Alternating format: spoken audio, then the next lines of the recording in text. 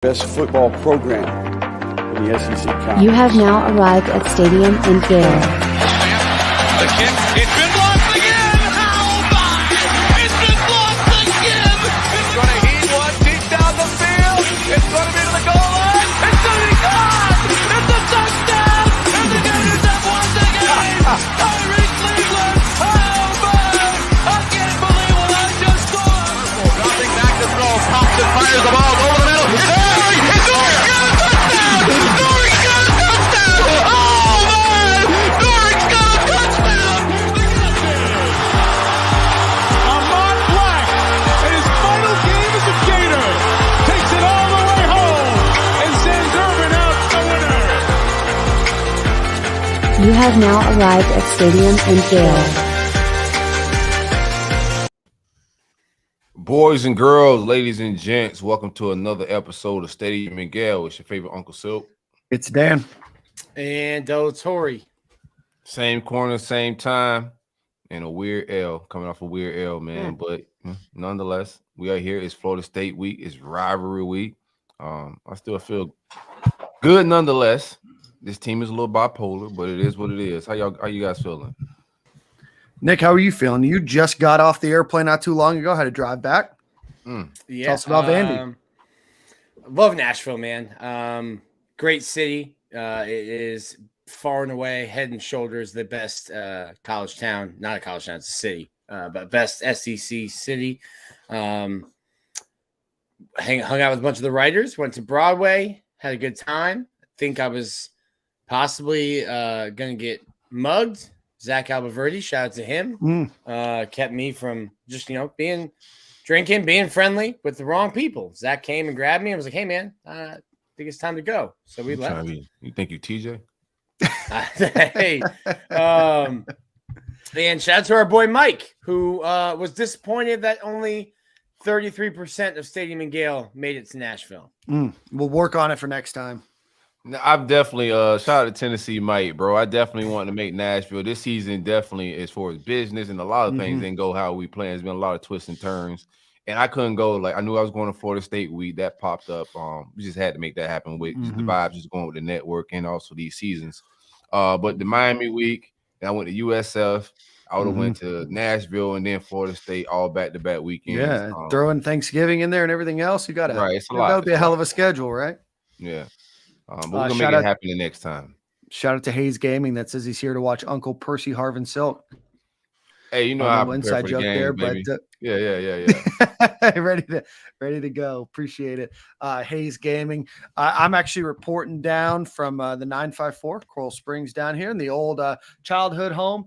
It's good to be back. I haven't been back down in South Florida for a long time in a while. So good to be back in Coral Springs. Went to La Bamba, got some La Spadas on the Nice. Cafe Monterano tomorrow. Not a big deal, right? So big weekend ahead, Nick. Big week for Thanksgiving. I'm cheating on Embers this week. Oh, yeah? With who? Well, it's my birthday Friday. Shout out to birthday. FSU for making me work on my birthday. High school program playing on Friday. But my parents are coming to town for Thanksgiving. Fiance's parents are coming to town. We're going to Prime and Pearl tomorrow, not Embers. Little Meet the Fockers vibe? No? Hopefully. No cats, though. No cats. Right. Man. Well, Nick, how was the I gotta ask, I always tell people one of my favorite bars in all of Nashville is the Patterson House. Sent you there. I'm sure other people did as well, but how'd the Patterson House treat you? Well, I've been to the Patterson House. Okay. But it's always fun bringing somebody who hasn't been there.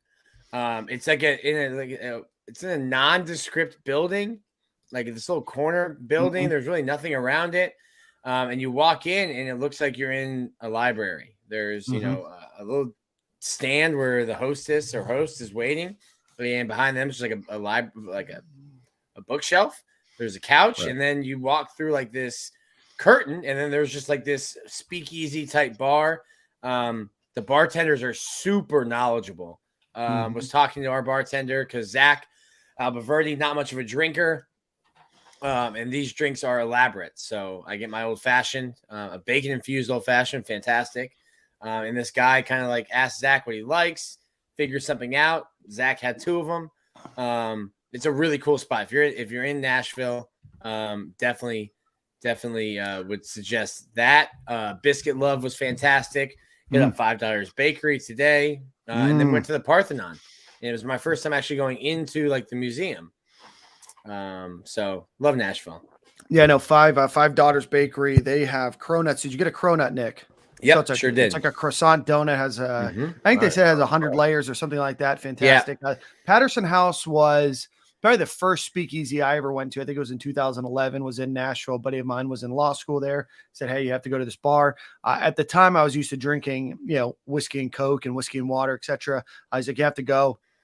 That's where I got turned on to old fashions, and it's been a swan song ever since then. But anytime I can go there, DK here in our chat mentioned that I sent him and his wife there. No, anytime anybody goes to Nashville, I always encourage you to go to the Patterson House. And if you are a foodie and you like doing chef's tasting menus and all of that, there's a restaurant right next door called the Catbird Seat, which is fantastic as well.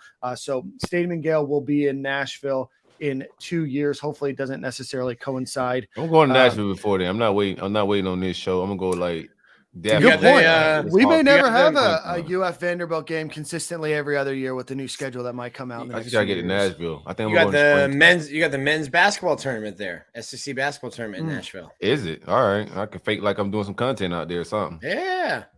That's a weird basketball court too, because that's one of the ones where it's elevated in your seat. No. They play in Bridgestone. Oh, the SEC tournament? Yeah. Oh, I thought you meant a UF Vanderbilt basketball game. No, apologies. No, the SEC tournament is in Nashville. They play at Bridgestone, the Bridgestone Arena, where the Preds play. Tampa, shout out to Tampa. Tampa beat the Preds on Saturday, right? They sure did. Yep. And I'll be watching the UF men's basketball program against Ohio at Amalie Arena, where the Lightning play here in a couple weeks with my buddy Derek. Brooke will be there. My friend Kelsey, a big fan of you, Sil. She said that she likes me too, but she's a bigger fan of you. I don't know who you're talking about. I think I know Kelsey. Yeah.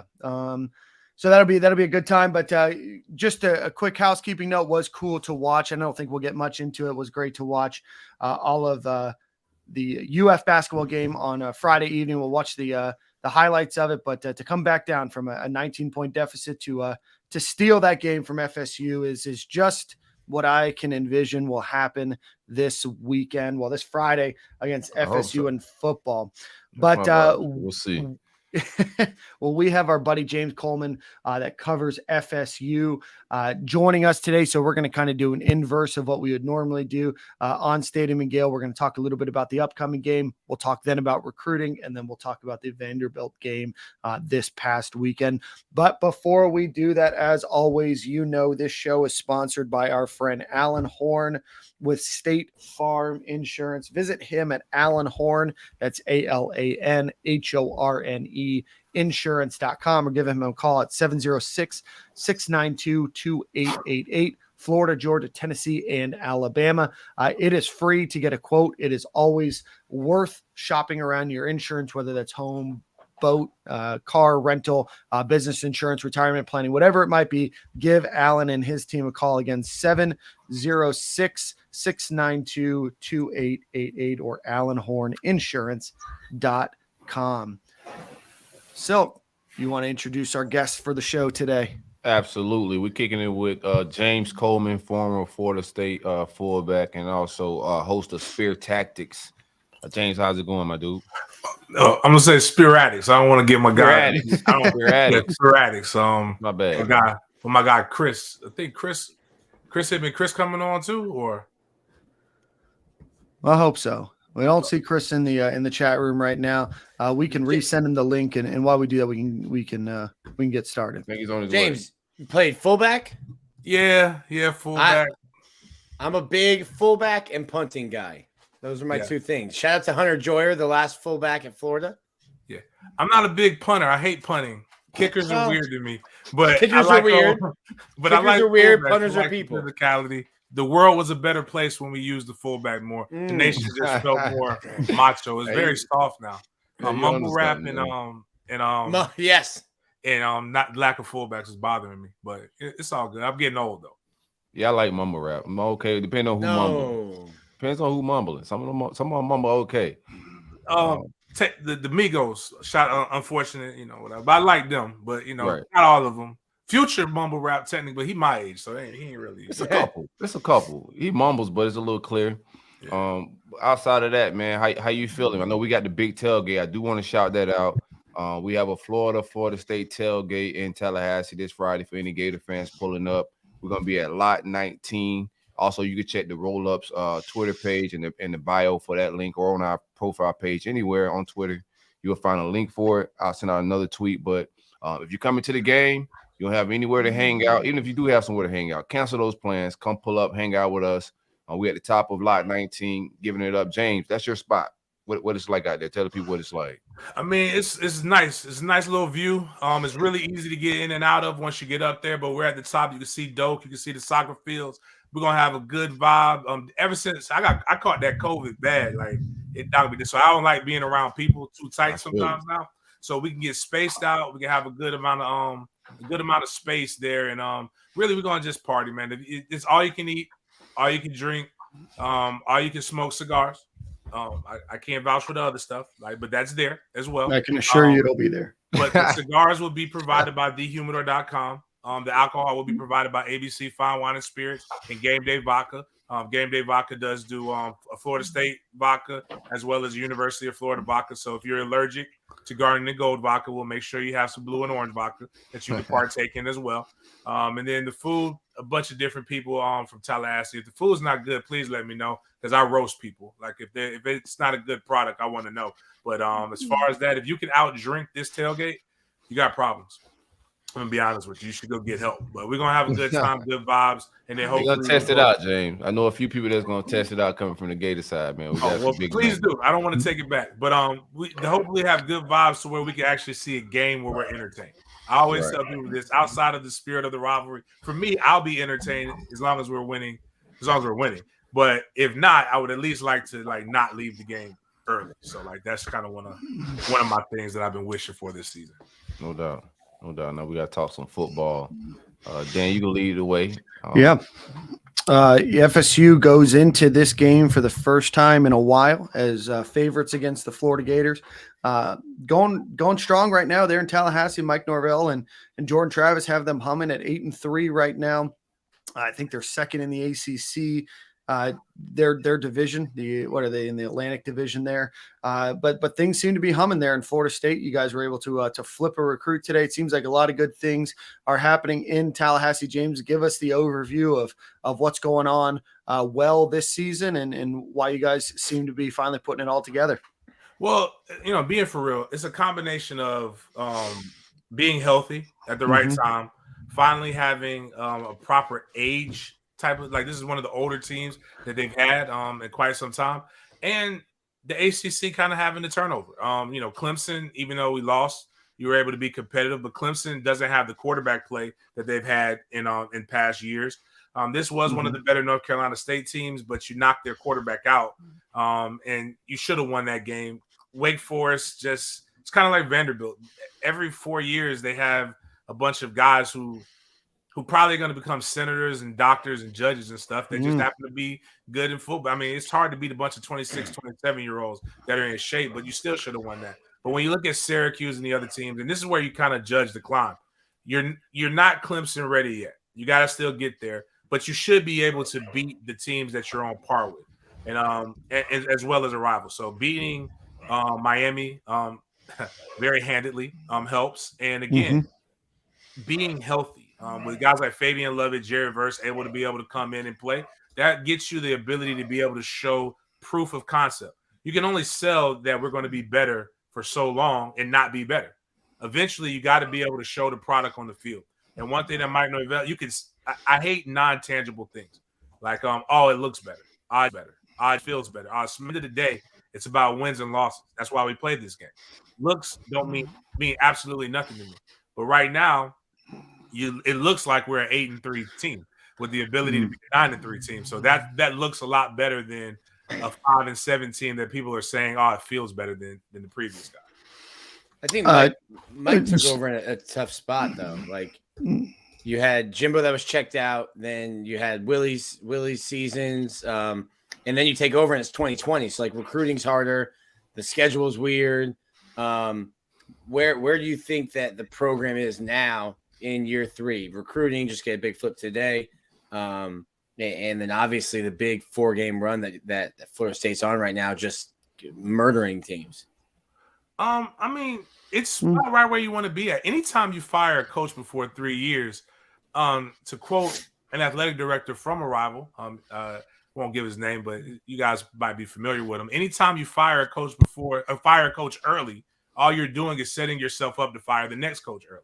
So you have to give a coach time to be able to establish what they have. And really, it's 3 recruiting classes. That's typically where you can say that those are his guys. And now I will say COVID probably helped Mike Norvell better than it did the previous 2. Because when you think about what Willie took over, he took over a team that was literally a few dummies away from being on academic probation with APR. So when you relax the APR, what that means is I could go in and cut everybody. I can get rid of as many kids as I want to. And so when you look at the heavy turnover that happened with Florida State, and you look at what he was able to do in the portal as well as recruiting, Mike brought in his guys. Now, 2020, I give him a wash, but there's still no reason that you almost lose to Jacksonville State. I'd argue that if he would have played Jordan Travis the way he should have played in 2020 and 2021, you'd probably not lose those 3 games because Jordan Travis would be exponentially better.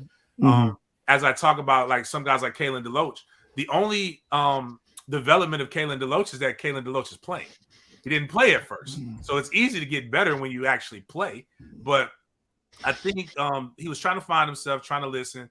And I think we're trending in the right direction. If his biggest recruiting job is going to be this, if he brings everybody back, not everybody, if he can bring 75% of the guys who are eligible to leave back, that's the best recruiting job that Mike Norvell can do because that will directly impact the 2023 season, which will help you develop your 2022 recruits, your 2023 recruits, and will probably give you the momentum that you need for 24 and 25. I seen real quick on then we'll get to some game, but I seen a draft board with Jordan Travis like 9th overall on there. Is there a shot you think he leaves early? Stop saying that. I don't. No. I think it was the 9th best quarterback in the draft, Corey. 9th best. That's what I said. Yeah. 9th best. I said Oh, quarterback, you right? had him 9th overall. Yeah. I said overall. Big difference between 9th overall and 6th round. But I was talking about overall quarterback. I'm sorry. No, I didn't mean overall. That would have been a drunk writer. That would have been right now. But even 9th quarterback, that ain't, I mean, that's pretty high. You know what I'm saying? That's not far down the board at all. What do you think happens with Jordan Travis? Chris, we got Chris on the show too. Shout out to my man Chris. Pulled in a little late. That's on me, man. I apologize about that. But welcome to Stadium Gale, my dude. Appreciate it. Chris, what you think about Jay Trav? Well, we talked about it on a previous show, and I personally think that Jordan Travis has showed his best game or his best ability to be an actual quarterback this season after being under Tony Tokarz for a season. A lot of people love Kenny Dillingham. Everybody knows that he moved on to Oregon. I got no problems with Kenny. He's more of a play caller than a coach. And I think once Tokarz was brought up to the position to be the quarterback coach, he showed Jordan how to be more of a pocket passer with being able to use his ability to throw the ball versus being able to run it. So I personally think that Jay Trav doesn't have enough. He doesn't have enough film to show his quarterback abilities versus his running back abilities. So a lot of people are saying it's better for him to go in this class because it falls off pretty quick after your first 2 guys. And I kind of disagree. I think that you would rather be the number 6 guy next year versus being the 9th guy this year, because being the 9th guy this year is like bragging about being, I won't say what I want to say, but you can't really brag too much about being the 9th overall QB in this class because it falls off too bad. So I think he would be smart to come back, but that's my opinion. Okay.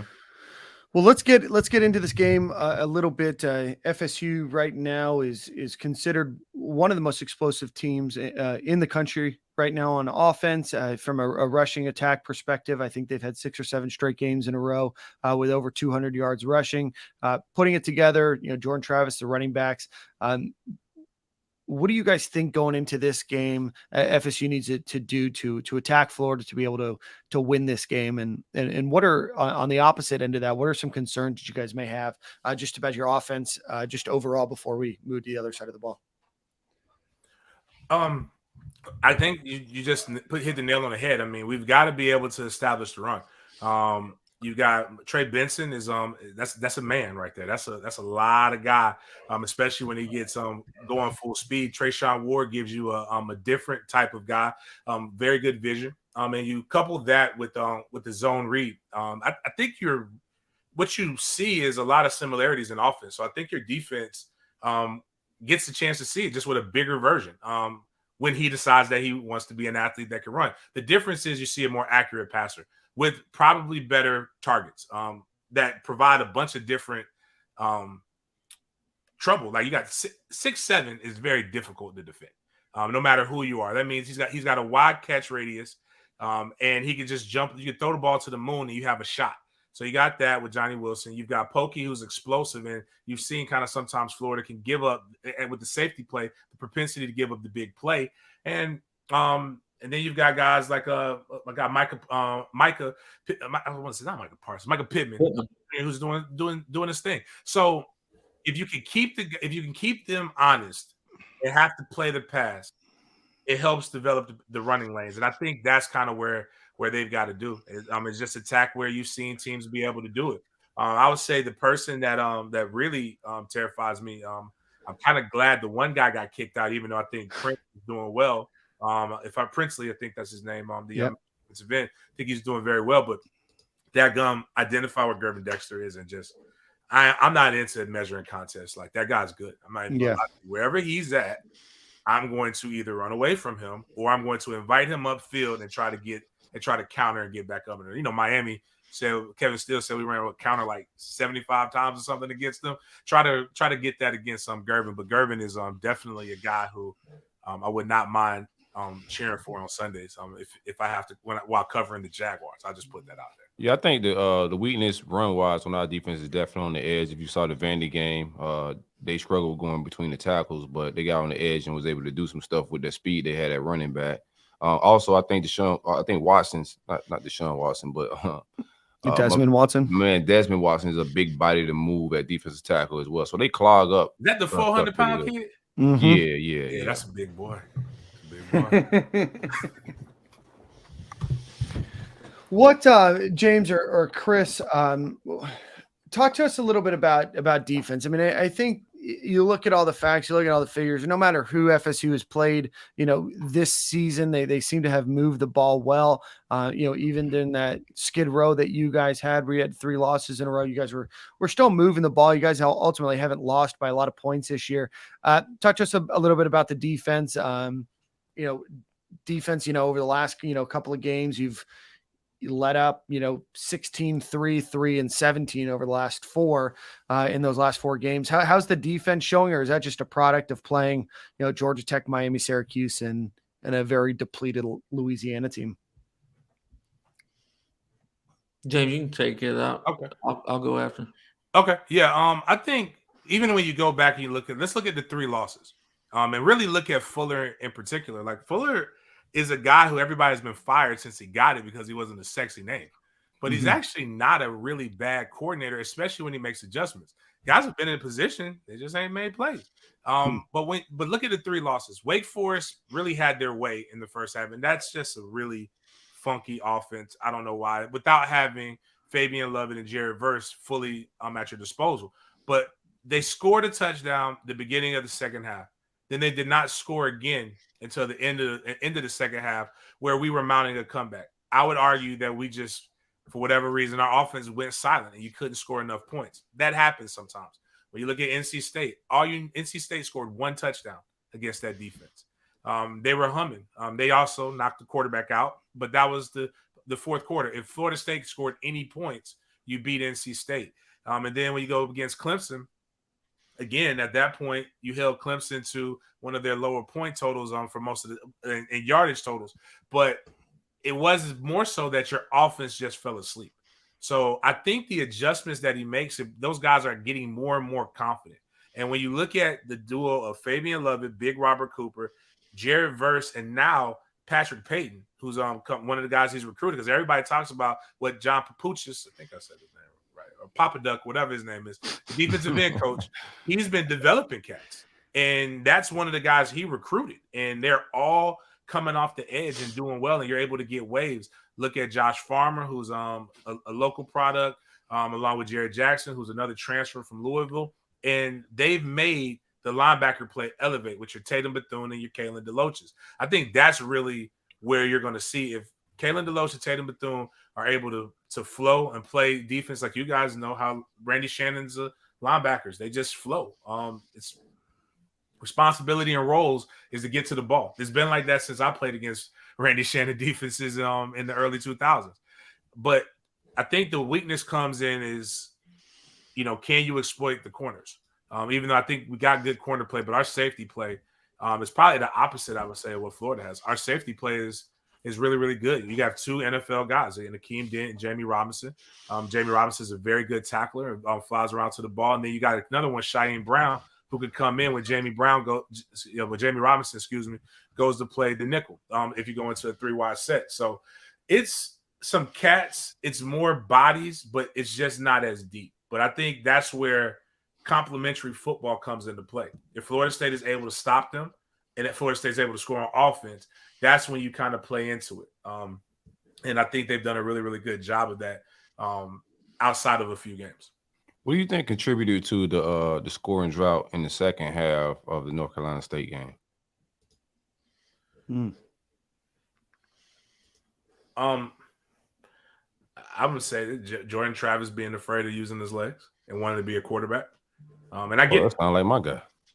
I've said it I talk. You guys know Denny Thompson very well. I talk to him all the time. I say, Denny, if your guy goes out there and he wants to be an all-pro quarterback, God bless. I appreciate that. Thank you so much. But if he goes out there and says that I want to be a really, really good athlete and do what I do, it's tough to stop. I mean, 230 running 4.5 or better, like physics comes into play. I'm not no troll intended, but like you can only hit that so many times. That was the Tim Tebow effect. Tim Tebow knew I could either throw it deep, or if I get some time, I'm going to run top speed and I'm going to dare a linebacker to hit me. And my guy rested dead, my dear friend Gino Hayes, found that out the hard way. And it's a lot. That's a lot of man to hit. Anthony Richardson being very similar. Gotcha. Chris, what are your thoughts? Heard a lot from James on the offense and the defense. You talked to us a little bit about Florida State's any concerns that you may have going into this game. I know there's a lot of confident FSU fans. I know Mike Norvell's not saying UF's name right now. A lot of excitement over in Tallahassee right now. But any concerns that you have going into this game?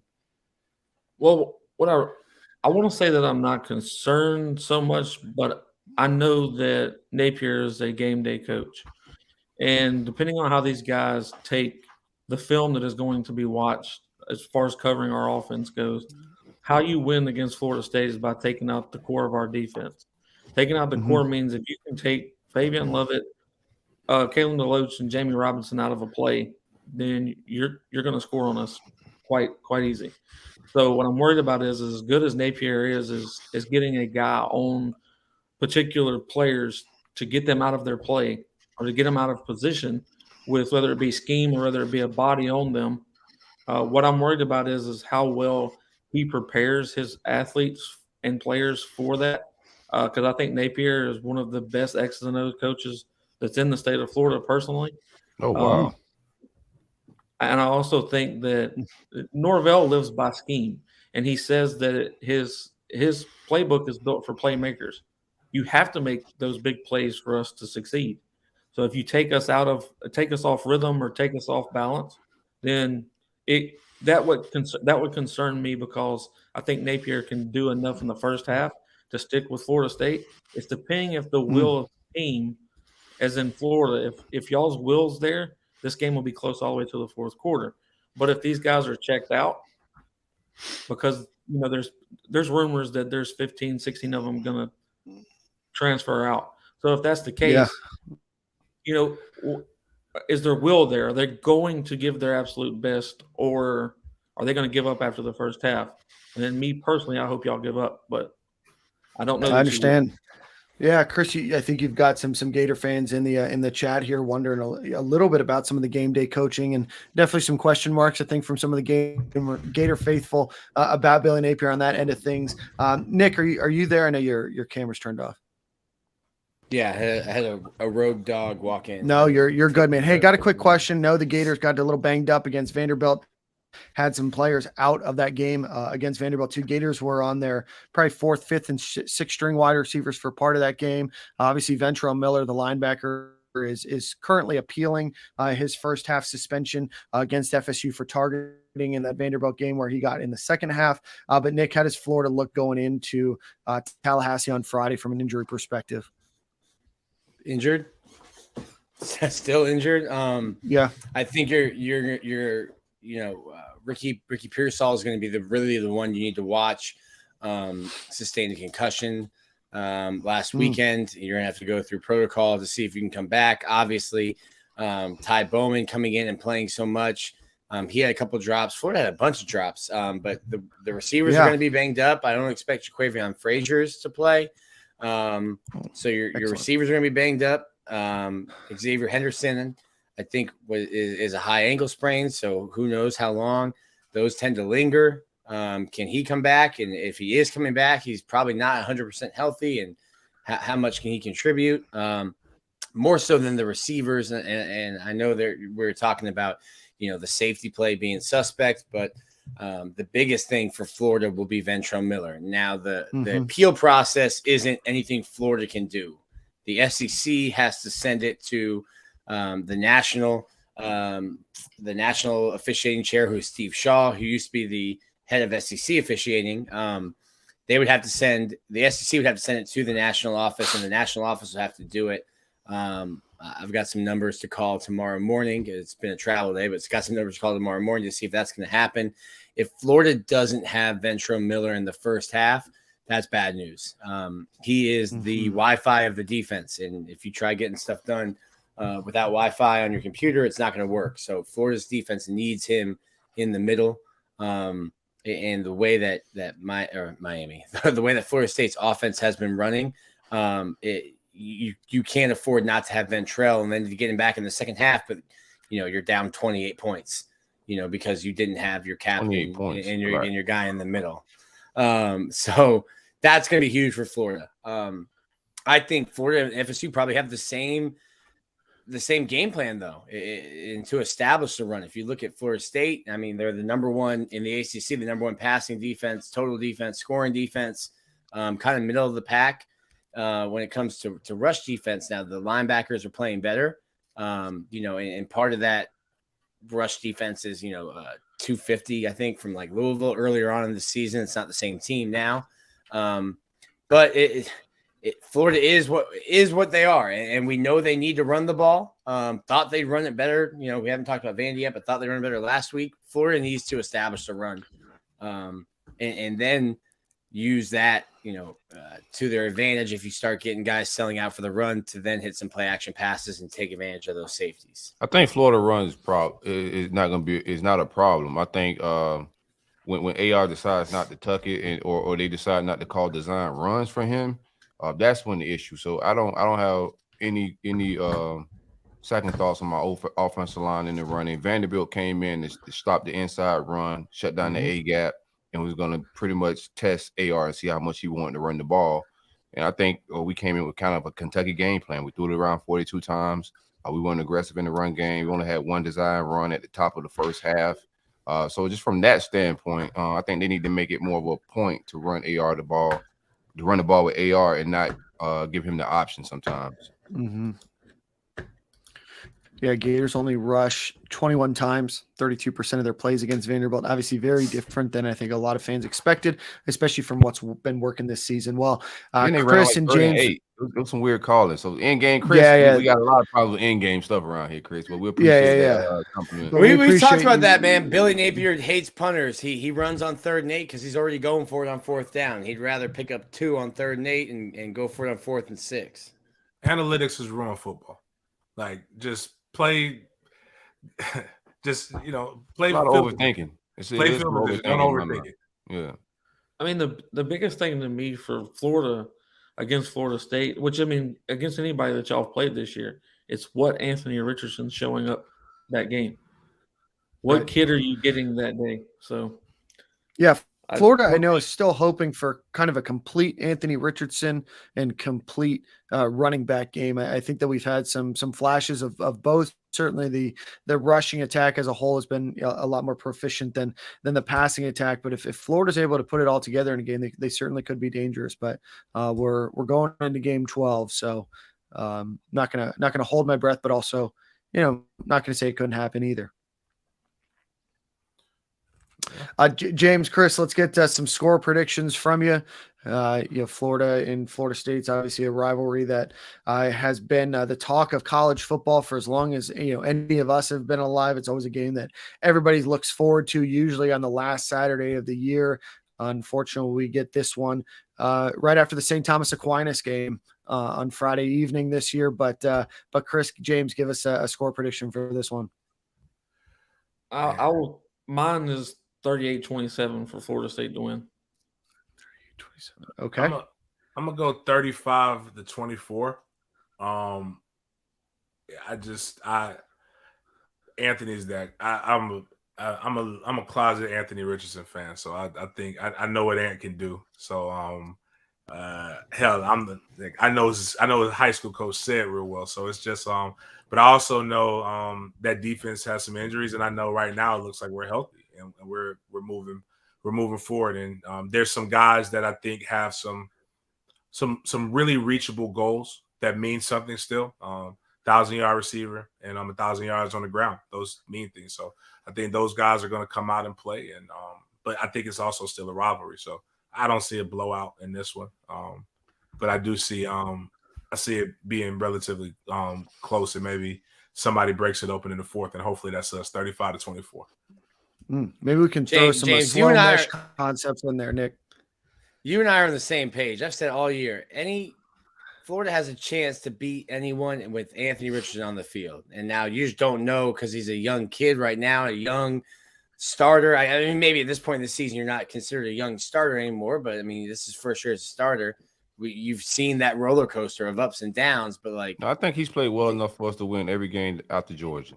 Yeah, the Georgia would be the one outlier of Florida had a chance to win every game that Anthony Richardson was on the field. I mean, if you told me he played well enough, I ain't gonna say should have win. I think some of those games early in the season, he didn't play well enough for us to win, and we lost them. I think towards the end of the season with Vanderbilt, I mean, production wise, the way he did wasn't detrimental to the team. He threw for 400 yards, 2 touchdowns. He had a shitload of drops, a lot of drops, so the percentage is a little down. Yeah, there's some decision making he could have changed, right? Some situations where he made some bad decisions as far as not keeping the ball, but overall, I think he played well enough for us to win football games. It's the turnover on special teams, the penalties on defense. I don't think we played a terrible defense early. It got bad later once it got weird up in Nashville, but early.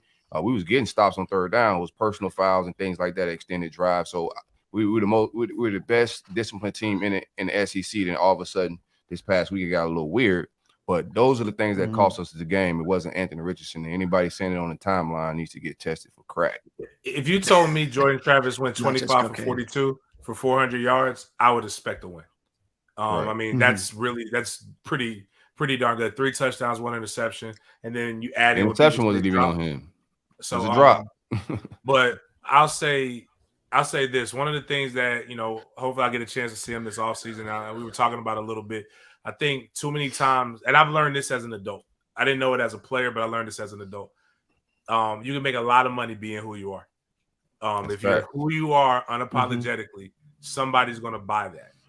There are going to always be people who dislike it, but there's always going to be people who buy that. If nobody showed us anything more, 4 or 5 showed us that. Be who you are unapologetically. There's a brand for it. And what I mean by that is, again, when I'm looking at Ant, because I watch the games and I'm looking at him and I see a kid who feels, I don't know if he's been told this, but feels I need to show that I do this better, as opposed to what's going to get you to be better. No better person out in the NFL right now. They look at Jalen Hurts. Jalen Hurts was drafted late, but now he's going to be able to pay off by being who he is. And you found somebody. All you gotta do is find. It takes one team. One team's got to love you for who you are. So if your legs are who you are, if you're able to show those different things, I think hopefully he doesn't figure that out against us. Find it out in the bowl game, but don't find it out against us. But that would be my advice to anybody. Like, just screw it. Be who you are unapologetically, and then ball, baby. That's it. I love that. Well, James, Chris, why don't you guys plug your individual Twitter? And I know you guys do a podcast, and James, I think you do a few other things. So why don't you go ahead and plug them? We definitely appreciate you guys coming on today.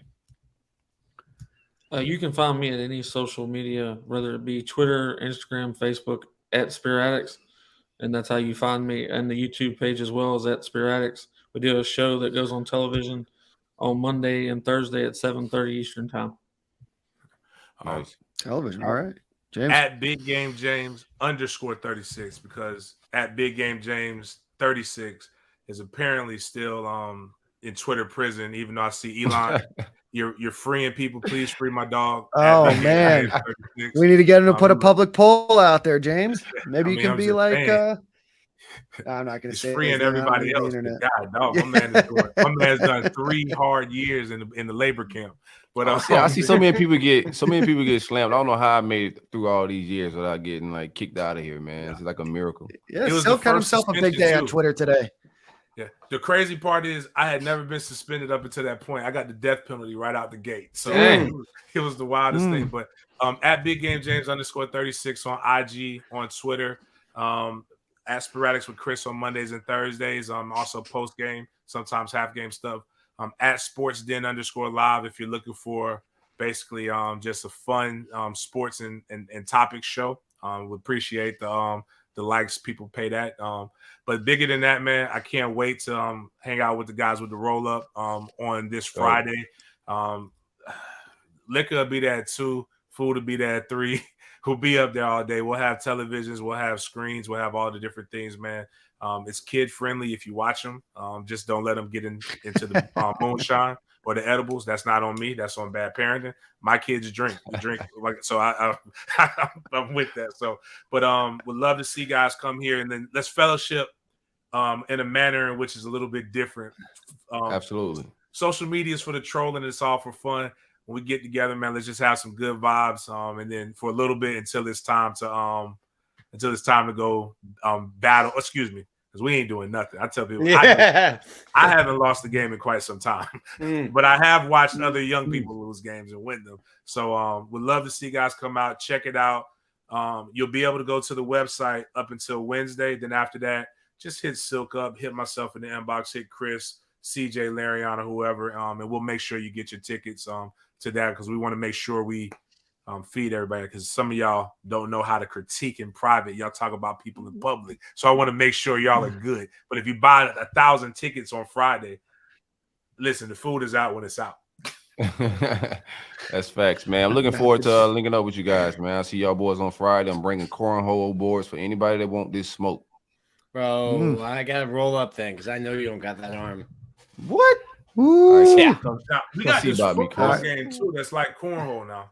Like it's literally with a ball, and we can see how good people's arms are. But I'm probably better underhand with the cornhole. I ain't gonna lie to you about that. But I got more practice with the cornhole right now.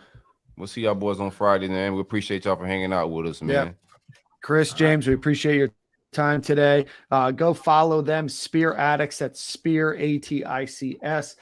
You guys put out a great product. We appreciate your time this evening, and let's have a good game on Friday. Yep, y'all have a good one. Go Noles. Hey, happy Thanksgiving. Happy Thanksgiving. Chris and James with Spear Addicts and a whole bunch of other things. You guys are going to have a good time there on Friday. So I wish I could make it up there. Let's talk a little bit more about this game. But before we do that, we do want to say a couple things. If you are watching on YouTube right now, please shoot a thumbs up on the like portion of the YouTube screen there. Comment, chat, super chat, anything else. Like the comment section right now is flowing. A big debate right now on Anthony Richardson between a lot of folks. But please make sure that you like and subscribe on YouTube. We're trying to do more and more there. But let's give another quick shout out to our sponsor over at Home Field Apparel. Visit them, homefieldapparel.com. Use promo code Stadium and Gale and get 15% off of your order. Or this week and this week only, it started last Friday and runs through the end of the week. Use code Black Friday and you will get 20% off of your order while supplies last. Again, probably 20, 21 different UF t-shirts, football related, basketball, track and field, baseball, as well as a number of other schools.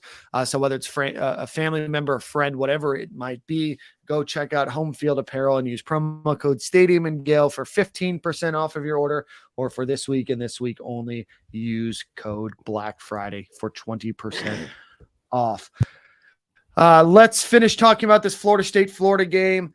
Silk, Nick, any final thoughts? Anything that James or Chris said that got you thinking, or question marks that you have on the Florida State side? I'm not. Florida State's on a nice run. And listen, like we've said, you can only play who's on the schedule. They've dusted the teams that they've played the last month. But I'm not buying that they're that team. If you look at, some of their other games, they gave up 139 on the ground to an LSU team that hadn't really found its way, and were, an actual kicker making a chip shot PAT to go into overtime. They gave up 250 on the road on the ground to Louisville, gave up $170 to Wake Forest on the ground, 182, 167. Like, this is not a good run defense. I think you need to. They're ranked 7th in the ACC in run defense. If you look at this team, and I know James said the linebackers are getting better, and Randy Shannon. Listen, I saw some Randy Shannon linebackers for a couple of years here in Gainesville. I understand that. I think Florida should be able to run the ball. I thought Florida should be able to run the ball last week, and that was an abject disaster. So. But I mean, the recipe's there. What do you think was a disaster last week? You think it was because for effort or just game plan wise? Bro, first off, 11 a.m. in Nashville. I said it. 11 a.m. in Nashville, it gets weird. Weird stuff happens. I don't know. So I see a lot of message board and Twitter, and they're like, AR had this running lane. And I just don't know if that's an actual read option or if that's just a handoff. And right. I don't think you're gonna know that unless you're in the meeting room, or you're in the huddle, or you're making the play call, or you see the play call. So I don't know. I think they did a good job. I think a lot of times I saw the shoot. I don't know. I don't have an explanation for why they couldn't run on Vanderbilt. Vanderbilt had the 10th ranked rushing defense in the SEC. My bad. Kingsley's not had a good. Specifically, any of the road games, he's not played well. I think they kind of stuffed the middle. Maybe you should have tried to run off tackle more. Bro, that was funny. Hilarious, bro. Let's talk about that in a second. Yeah. So I don't know. Obviously, then you make some penalties that extend drives. Now your defense is out there longer. You get behind. Like Anthony Richardson threw for 400 because he had to throw the entire fourth quarter. Yes, he had a great game. Started off throwing though, that was the game plan from go. And I didn't see an effort of them trying to run on the edge. He started the second half and he got Anthony on the edge right away. And I was just like, okay, now we're about to get in our bag. But the first half, I seen no effort in him trying to get on the outside. And we started seeing a little spurts here and there of the dive, but Vandy was hell bent on stopping that, man, and testing. I think these coaches are smart as well. They got nerves as well. I think they knew from a game prep situation that we were going to come in and not want to run Anthony, man. I don't think it's just him. I don't foresee that being a thing. 1 week he runs crazy and ballistic and running people over, and the next week he just has 1 or 2 carries. It just doesn't add up, man. And I don't think he's going from week to week saying, I'm just not going to run this week. I think that's a part of the game plan, man. And every week in the SEC, you got to come and play football. There's no gimmies. There's no looking ahead. There's no week you could come in and just say, I'm going to shelf some stuff. I just didn't see a game plan. It didn't look like we had an approach to that game. If we did, it wasn't a good one from go. I didn't like it. We started switching it around. Yeah, I agree. Left a lot of points on the field. In the first couple of drives, you're up 6-0, could have been open, up 14-0. You have a couple of uncharacteristic penalties. You have some penalties that carry on into, allowing the drive to continue. You have the muffed punt, which is just a wild case of just maybe not knowing where you were or what the stakes were there. But it kind of was one of those situations. What is it? Murphy's Law. If it can go wrong, it did go wrong for the Gators. And, Florida did not have the same rushing attack that they've had all season. Was a bit surprised watching that and rewatching that. But it was a tough game. You let Vanderbilt hang around, and then it just got a little too much to handle, which is a weird thing to say about Vanderbilt. But unfortunate there. No doubt.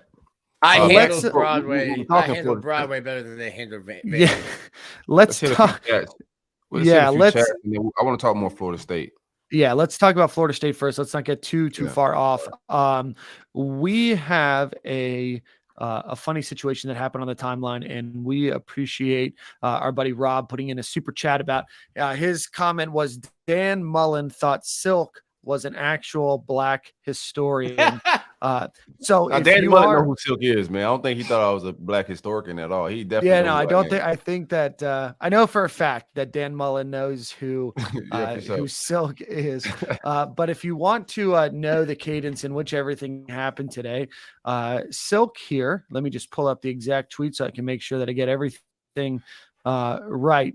Silk today at 9:19 this morning. So early on in the morning, Silk said, "This moment in Black history, Greg Knox is the only black coach to beat FSU with no prior experience as head coach or calling plays," and posted a glorious photo of Greg Knox looking Gazing over off into the sunshine. Dazing off on Ron Zook Field at Doak Campbell Stadium. Dan Mullen, 6 hours later, looks and says, by the way, Silk did not tag Greg Knox, did not tag Dan Mullen. And based on what I can see, I don't think tagged anybody or anybody tagged Dan Mullen in this. Dan Mullen responded probably between a couple of Celsiuses and between some wake surfing, said he was the interim for the Gator Bowl at Mississippi State. So he had experience and deserves an opportunity to be a head coach. Silk then responds, "I agree, especially after beating Mike Norvell last year with the odds against him." So if you will remember, Greg Knox is currently the running backs coach at Buffalo, the University of Buffalo, not the Buffalo Bills. I don't know if that shot's coming, but congratulations to Greg Knox, and certainly Silk made for a very funny moment on the timeline today. Oh, I seen a couple. I didn't even see the reply. You didn't see the reply? Yeah, man. No. Yeah, we was having a conversation, man. I know Dan like that. I seen a couple of old coaches, Christian Robinson. I'm forgetting who else. What's the D-line coach? David Turner, I think his name is. I seen them like it, right? That was early on when I first tweeted. So I was like, okay, they probably got it in the old group chat. They probably sprung it back up, Then I seen him comment in my thread. Keep in mind, my mentions have been nuts all day, right? So yeah, I can see why. So somebody hit me up and was like, "Hey man, you the GOAT." And I was like, "What are you talking about? Like, what could this be about?" And I still hadn't seen it for like another 10 minutes later. I opened up, I'm like, "Yo, is that fucking Dan Mullen?" like what the hell? So shout out to Dan, man. You were going in like clicking the blue check to see if it was like a notable or a Twitter blue or yeah, man. They be playing around. I wanted to make sure. I touted Greg until the Gasparilla Bowl as the greatest interim head coach of all time. He was 2-0. He's got to be up there. He's 2-1 now, but was 2-1. I don't know who Buffalo coach is, but when you get fired, man, you got a hell of a guy on your staff. Shout out to Reed. When you get fired, already firing Buffalo's head coach. Don't know if there Buffalo will be recruited me out of high school, man. They can't be any better than they was back then. They were terrible. No, I think anytime that they get a good coach, they lose them. But Dan Mullen liked your tweet, Silk. A bunch of prominent Twitter folks liked your tweet. I'm looking to see who else, but Marco Ortiz. Everybody knows Marco Ortiz. Let's see, a bunch of names on here. definitely a very funny time on the internet today. And then Chris Sorley, you had a super chat question. I'm going to hold that one until we get to the Vanderbilt conversation. So I'll make sure that we do that. But let's get some final thoughts on Florida State. In Florida, we kind of wavered off a little bit. All good. Yeah, I'm with Nick. Watch plenty of Florida State. I haven't watched a whole lot of them I didn't think I was gonna get a lot of Louisiana film. Or Miami. So like a lot of those games, I just didn't think I was gonna learn anything new about Florida State. But they say they're healthier on the defense. But what I've seen defensively is like as far as stopping the run, I think we're gonna be able to get off a little bit. I think I've seen what running quarterbacks could do to their defense with Malik Cunningham and some other people. I think we're gonna be able to get on the edge if Billy come with the right play calls. If we come and run on the edge, man, I think we can go in there and spoil a magical season in Tallahassee. They do got some receivers. Their offense can move the ball. They're gonna go score points. Our defense are not royal beaters or anything like that. But God forbid they have one of those second halves like they had against North Carolina State, right? Where they just couldn't score. And I don't think North Carolina State no royal beaters, but they couldn't score a whole half.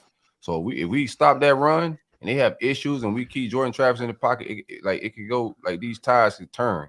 And I like the confidence regardless after the Vandy L. I know people are criticizing AR for the comment he made as far as they're gonna go win this game. I want my quarterback to go in every game feeling that way. He got to live up to whatever he said. He also said he was going to lean on people, and he didn't lean on people this past week. So I hope. And he also said that it's some reasons he left on the field. We're talking about if some of those are keeps, but in the presser, when they talked to him after the I think today, he said it was sometimes he should have kept the ball and didn't. So hopefully he cleans up that. If we run right like that defense, they're gonna score points, but I think we can outscore those guys. And Mike Norvell has in-game issues. It's just the same as Billy Napier. He's not a good in-game coach. He's done some horrific play calling situational wise. You gotta look more at the box score and look at the actual games. I don't think he's a good in-game coach as well. I think he struggled with when to use timeouts and all that with Billy. I think both of them gonna make mistakes during the game. It's gonna be who make the less mistakes. Don't have a kicker. They have field goal issues. I know we're not beautiful on field goals, but I trust my kicking system way more than them. So that's another factor as well. We'll see how it all play out. But right now, what is the appeal process like with Ventrell Miller? Do we have a shot, or is this a pipe dream? What's our shot? Florida. It's not up to Florida. Billy's quote today does not make me feel confident, but I will be trying to get in contact with Steve Shaw on Tuesday. Lady, man. So basically, Florida can ask the SEC for those that office. don't know, Nick, everybody that's listening to this podcast here, the three of us know who Steve Shaw is, but let's assume that somebody didn't know who Steve Shaw was. Remind the fans. Take it away, Dan. No, I can sometimes just be long-winded here, Nick. So I think you just do a better job being concise. Oh man, he called your bluff, man. Steve Shaw. I know he's a member of the Alabama Sports Hall of Fame. Yeah, so Steve Shaw, he served as the coordinator of football officials for the SEC for almost a decade. Just this past year, in 2019. I've seen this guy on TV. I remember him. Okay. In 2019, he was named the national coordinator of officials for college football officiating board. So the appeal process would come from the SEC league office, and Florida would probably appeal to the SEC league office and say, hey, we've looked at this film. We don't think that this is targeting. Can you send this in? And then the SEC office would look at it. And if they think that there's a case, then they would send it to the national coordinator of officials for college football officiating board, Steve Shaw. You think you got a case? You seen the clip? You think you got a case? I don't think it's targeting. But the way that Billy Napier answered today, he did not seem to be confident. So I don't even know. Part of me, wanting to do my job as a reporter is to call into that office and see if I can get a comment from them. But I don't even know that Florida or the SEC, not Florida, sorry. I don't even know that the SEC has, sent that into Steve Shaw's office. based on Billy Napier's comment today, it didn't seem like he was super optimistic. Maybe he's playing his cards close to his chest. I don't know. But because Ventrell was ejected in the second half, that means he would be out for the entire first half against Florida State. If the appeal is not made and accepted. Got you. Sorry, I'm trying to pull up the link right now. I was reading about Steve Shaw and his time at AT&T in Bell South while you were talking there, Nick. Apparently he did that. Here is the hit that we are talking about. We're bouncing all over the place. That's okay.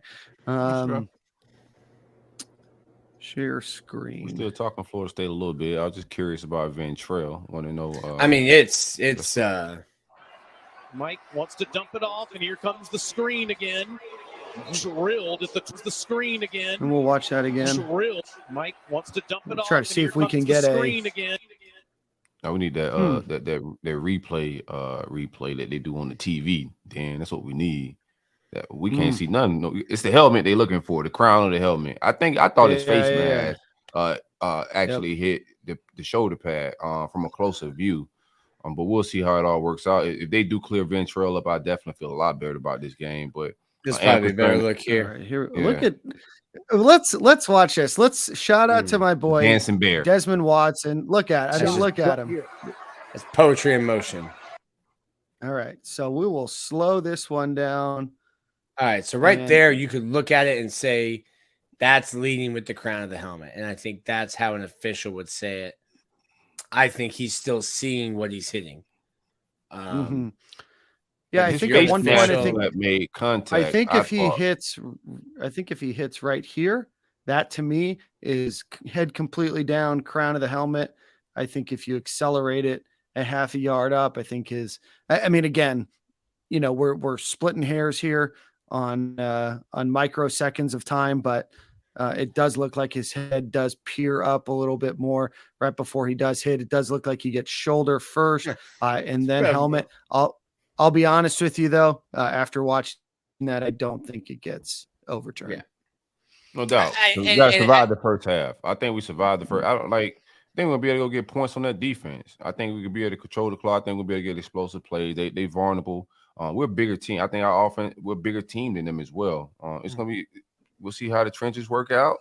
But I like physically the way my team look. When I look at Florida State, they do not look like a big opposing team. Their run game is good. Our run defense isn't good, but we'll see how it all plays out. It's going to come down to which quarterback I think can make plays and not cost their team turnover wise. Similar in the quarterback position. In the quarterback, I think Travis is more efficient on paper, but he's not actually. He hasn't been actually do a lot these last few weeks. When he was actually do a lot, like North Carolina State game, I seen a lot of mistakes. So. We'll see where we at with it, man. That's my overall take. What you got, Dan? Yeah, no, I think the Florida State is definitely an improved team from the teams that we've seen the last few years. I don't think that they're perfect. I do think that their record is probably a bit of a mirage. I think if they had a slightly tougher schedule, certainly getting to play LSU at the beginning of the year compared to a little bit later on, I'm not taking away that win from them. They still had to go out and play, the team that they had there in the Superdome. But, FSU has some weapons. I am a little concerned about Johnny Wilson and the ability to, for the Gators to get him under wraps. And I think that Florida State has some weapons. And if they can exploit those weapons, there is a chance that Florida State can win. I think if Florida doesn't, commit penalties, I think if they stay to their game, they don't, have turnovers, I think that Florida and FSU still match up pretty well. I think that Florida has some talented players on their team, and I think that there's holes to exploit against FSU. Hopefully, Florida has a fire under them after losing a game to Vanderbilt. But I also know there's a lot of people looking forward to transferring, a lot of people looking forward to the NFL, a lot of people that are still struggling with that Vanderbilt game that sometimes, especially on a short week, it can be tough to get up for. So hopefully, this team is a team that's excited and ready to go on Friday night. Yeah, listen, there is Billy Napier even said it, last week as you had a couple guys enter the transfer portal, and I don't want to hammer guys about doing it. You got to do what's best for you. It's an odd time to do it though, Nick. It kind of puts a bad taste in my mouth to leave the team. You can't leave the team. Like you can't all right, like Trent Whittemore has already graduated. He is in the portal. That makes sense for him. For other guys where you haven't graduated, you can't enter the portal until December 5th to walk in, skip a practice, walk in, take all the crap out of your locker and then dip. To me, that's finish. You made a commitment to your team, even more so than the coaches. You made a commitment to your team. You made a commitment to the program, to the university. Stick that out. Billy has said that. Guys have told me that they're leaving, but they're, hey coach, I'm going to hit the transfer portal. I'm not going to be here next year. But you stay and you help in practice and you do your part. You play your role. I like the transfer portal. I think guys should be allowed. If a coach can just up and dip, if Lane Kiffin's going to dip on Ole Miss to go to Auburn, players should be able to do that too. Where would Florida be? Go ahead, Nick. I'm sorry. It just puts a bad taste in my mouth. And I think there's a lot of guys who are going to be in the transfer portal. Double-digit guys are going to be in the transfer portal for Florida. You got guys like Anthony Richardson, whatever the chat is saying, is going to have a first-round grade.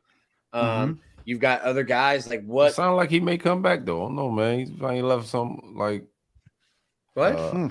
Yeah. That comment he said, I don't know, bro. I'm just saying from the quote. I don't know if anybody has that shit on the Twitter Bird app, but he said that he's beating FSU and building for next year. It sounded like a little vaguish, but said we build momentum for us. The Vegas odds for Anthony Richardson coming back, I think would be in the 4 digits. Talking to NFL scouts, he has a first round grade. Dang, that thing took off. Put that on mute as soon as I hit it. He has a first round grade. The NFL is anticipating that he comes out. Anthony Richardson is going to show up in Indianapolis at 420 pounds instead of 440. He's going to run a 4.35. 240. Hold on. You think he is not Desmond Watson? Yeah, you sent it there to the draft. Sorry. 220. 220. He's going to show up at 220 instead of 240. He's going to run a 4.35. He's going to run a 4.4. He's not going to throw. He's going to throw his pro day to 5-6 receivers who he's been throwing to for a year, 2-3 years. It's going to be an orchestrated dance that he's done 14 times before. The ball's going to fly out of his hand. His stock is only going to rise if he comes back next year. Like Tim Tebow came back for his senior year. Now they're looking for reasons not to draft you. They're looking for at every play is being bisected and dissected 30 different ways as to, all right, well, he came back and now we've got a whole nother year to pick apart his game. I don't see I think Anthony Richardson, not to say that he's already made up his mind. I think based on what I've heard from people around Florida and from more than double-digit scouts in the NFL, I think Anthony Richardson is gone after this year, and I think it makes sense for him. That was my take in the preseason, and it hasn't changed, man. I know everybody was, he did 127 yards this week. He's definitely coming back. Bro, y'all gotta let this thing play out in his physical traits. It's a down year for quarterbacks. I mean, they're talking about Will Levis going first round. If you ask me who am I taking, Will Levis or Anthony Richardson as far as ceilings, I'm definitely taking Anthony Richardson, man. So I would love for AR to come back, because I think if AR comes back and continues developing, Florida's a tough team next year. I just don't see it. Yeah, I don't see it either. I do think that Florida will go after that transfer portal. Right. So let's where were we? Let's finalize the FSU game real quick. What do you guys think? You think the Gators win, keep it close, lose? What are you thinking? I think we come in with an appropriate game plan. I think AR is gonna come out here and try to, leave off with a bang, because if he is leaving, I don't think he's gonna play the bowl game. So this may be his final game as a Gator. So I think he's gonna come and let it all hang out. I think it's gonna be a very close football game. Coming down to the end. Our special team isn't special and they make mistakes, but they're scared to even throw their kicker out there for extra points. So I think that gives us a little edge in the special teams game. As long as we don't turn the ball over, give them stuff like we did like Vandy last week with the with the muff yeah. punt in those situations, and also the personal fouls. Just play clean, smart football like we were doing before last week. Just clean up the BS like that. I think we would be fine. Defense is going to give up some stuff because Mike Norvell is going to scheme some things open, especially the way our nickel play is atrocious still. I know I wanted Perkins there, but Perkins was getting a little barbecue sauce as well this past week. So like I know he's gonna pick on that position a little bit. So they're gonna get some buckets. This is what it is. But I think we're gonna be able to pull some things up. I got it in the high 30s. Yeah, I think we win by 4 points, something like that. Okay. I mean 38, 34. Yeah, I think that Florida, especially if they were healthy, stands a really good shot against Florida State. I'm a little worried just about the health of the Gators going into this game. I think the Florida State comes in pretty healthy. They had some injuries in the middle of the year. A lot of those guys, Jared Verse and a number of the other guys, are back now. I'll never say ever on a podcast that Florida State's going to win this game, so I think it's close. I think if Florida can put everything together, if Anthony Richardson can have a good game, and if Florida can limit Jordan Travis from making big impact plays, I think if they play tight on coverage, force him to throw. I think if they force Jordan Travis to throw and win this game, to win this game, I like Florida's chances a lot more. But if you're playing a lot of zone, if you can't, if you're set 10, 12 yards back and they can just move the ball kind of at will at 8, 9, 10 yard outs, then, I think it'll be a tough game for Florida. I think everybody in Tallahassee right now expects to win. We know that this game is never really just always who expects to win and how much better the other team is. It's going to be a hard fought game.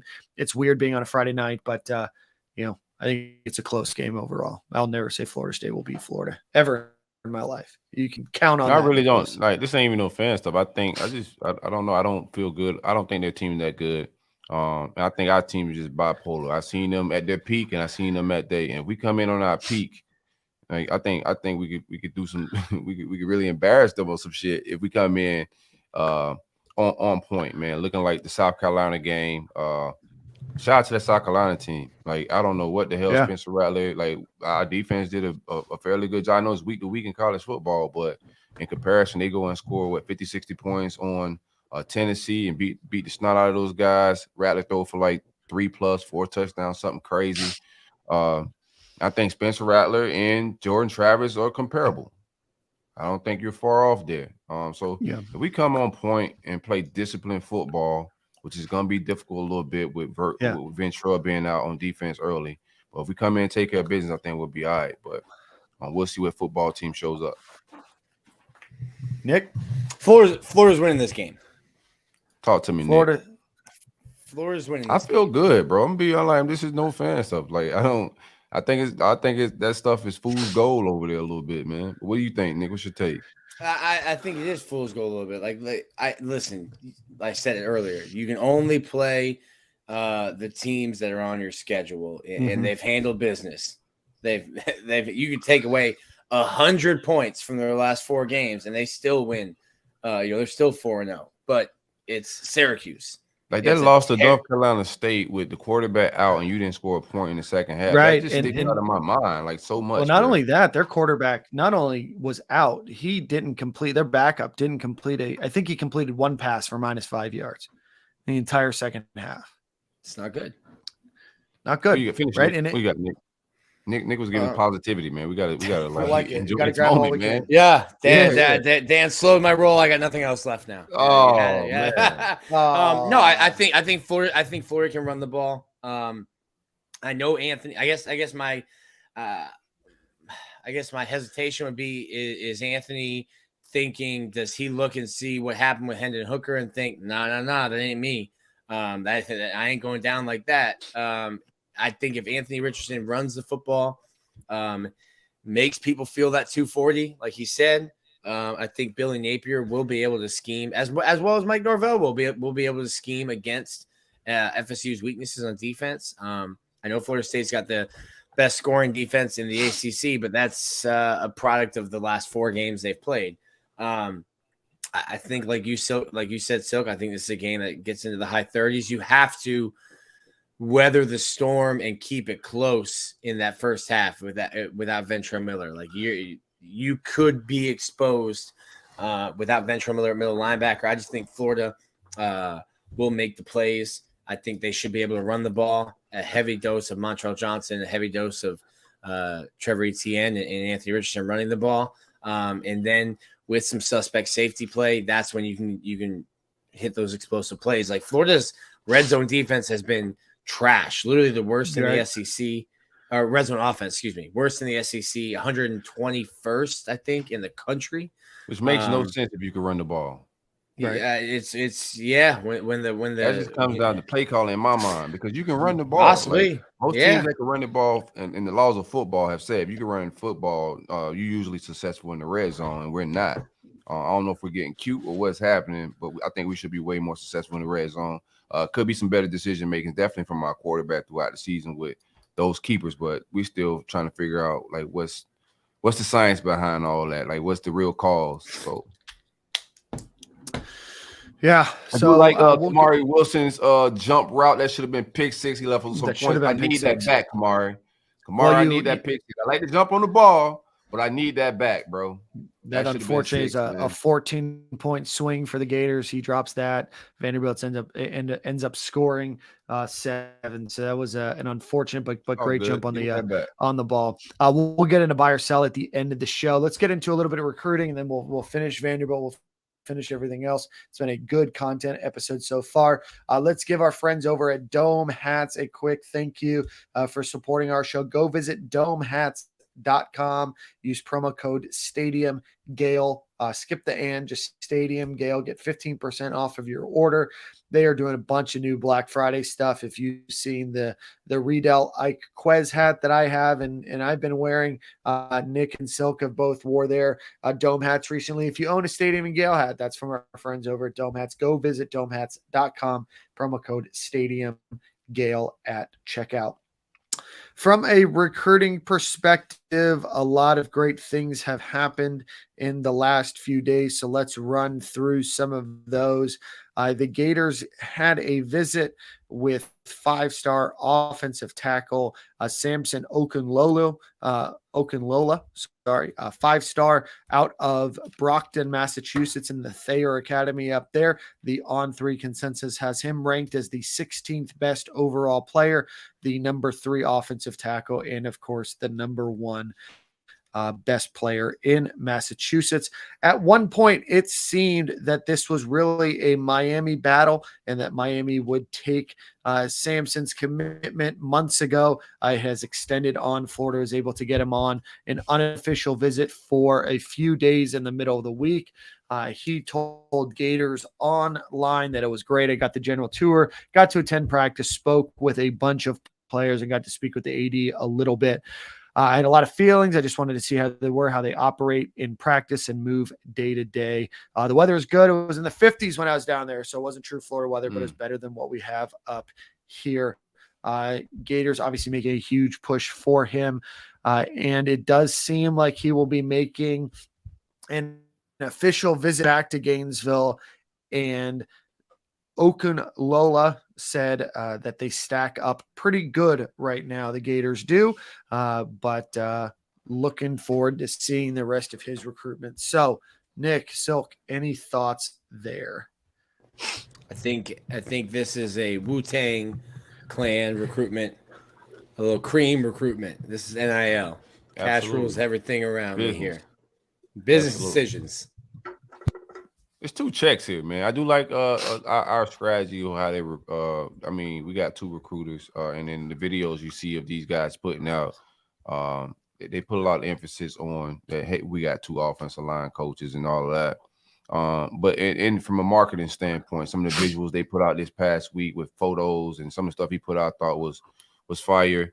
But it's gonna come down to business. But it's interesting that we got into it this late. You know, I know I've been hearing UF here and there. That middle of the week visit on apparent allegedly his own dime. And, you know, it can get weird sometimes. But the middle of the week visit during no Vandy need to create week, rumors. Right. You know. Anywho, I think like there's some momentum there, and some that I'm interested in. You know, I think I don't know if he's raising the price for Miami and Ruiz. I don't mind it either way. You know what I'm saying? But I like that we're in this conversation. I think he's a must get, bro. I think we need you need a bookend guy that can come in and play like right away, bro. Even if it's maybe moving him inside, then he go outside, do the little Bama, the way Bama develop their guys. But I think this is a must get. I don't know what the bank account looks like, but I think we need to try to close on this guy. Yep. Yeah, no, I think you'd be love the go ahead. Love the details from that photo shoot. The pancake honcho like on the box of like pancake mix. That was legit. For sure. I would say the attention to detail by this staff, obviously name, image, and likeness, recruiting visits, and everything else have elevated, a ton since I was there, 12 years ago when I was on that staff. But, it's incredible to see what they're doing. I know Katie Turner is very well respected in the business. Bree Wade and the rest of that staff do a great job, a lot of attention to detail, doing great work. And to be able to get him, on an unofficial visit, to get him to Gainesville, there's a lot of schools that want him. He's being recruited by any school that you can imagine. So do I think that Florida is the favorite right now? I can't say that, but do I think that Florida has as good of a chance as anybody in the country right now? I think from a few people that I talked to, I think that Florida feels confident about their ability to keep this recruitment going, which is certainly something that you want and that you needed to see. And now it's a matter of closing it down. I know him and Jaden Rashada, the quarterback commit that the Gators flipped about a week and a half ago now. They were close, and being able to get him, and if you can add him to a class that absolutely needs some help on the exterior of the offensive line, the periphery, if you will, we'll see. But if you can get him on that unofficial on that official visit, I know he has 2 left that he's not scheduled. If you can get him down here in December, it's anybody's game. And then in other recruiting news, before we talk about some of the positives, we do want to talk about a situation that arose with 4-star quarterback Marcus Stokes, who had been committed to UF since this summer. His offer was rescinded by the University of Florida. He put out an announcement, I believe it was on Saturday night, that Florida had pulled Sunday. Pardon me. I knew it was over the weekend. Some point. The Florida had rescinded his offer. He was caught on video rapping a song and saying things that should not be said. And ultimately, unfortunately, decisions have consequences. And Florida did rescind his offer. I don't know if you guys want any additional commentary there. I was told by a couple people that he was given an opportunity that Florida was aware of the video, and he was given an opportunity to decommit. And you can kind of save face that way. He didn't take that option. And then when the video became public, listen, the University of Florida is a public institution. The company, the UAA, runs like a Fortune 500 company in our day and age.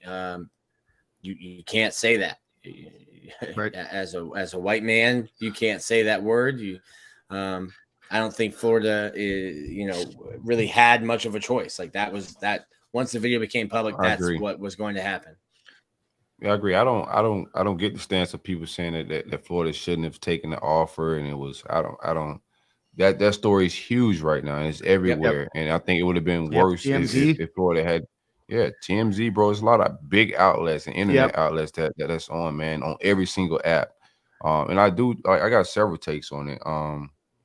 I commend him for coming out and doing that apology note, but I don't know if I don't, Nick, I don't know if I don't just decommit and just and deal with things personally, you know what I'm saying, in-house and just fix things that way. I think he brought a lot more attention to it with saying the reason he was decommitting with that note.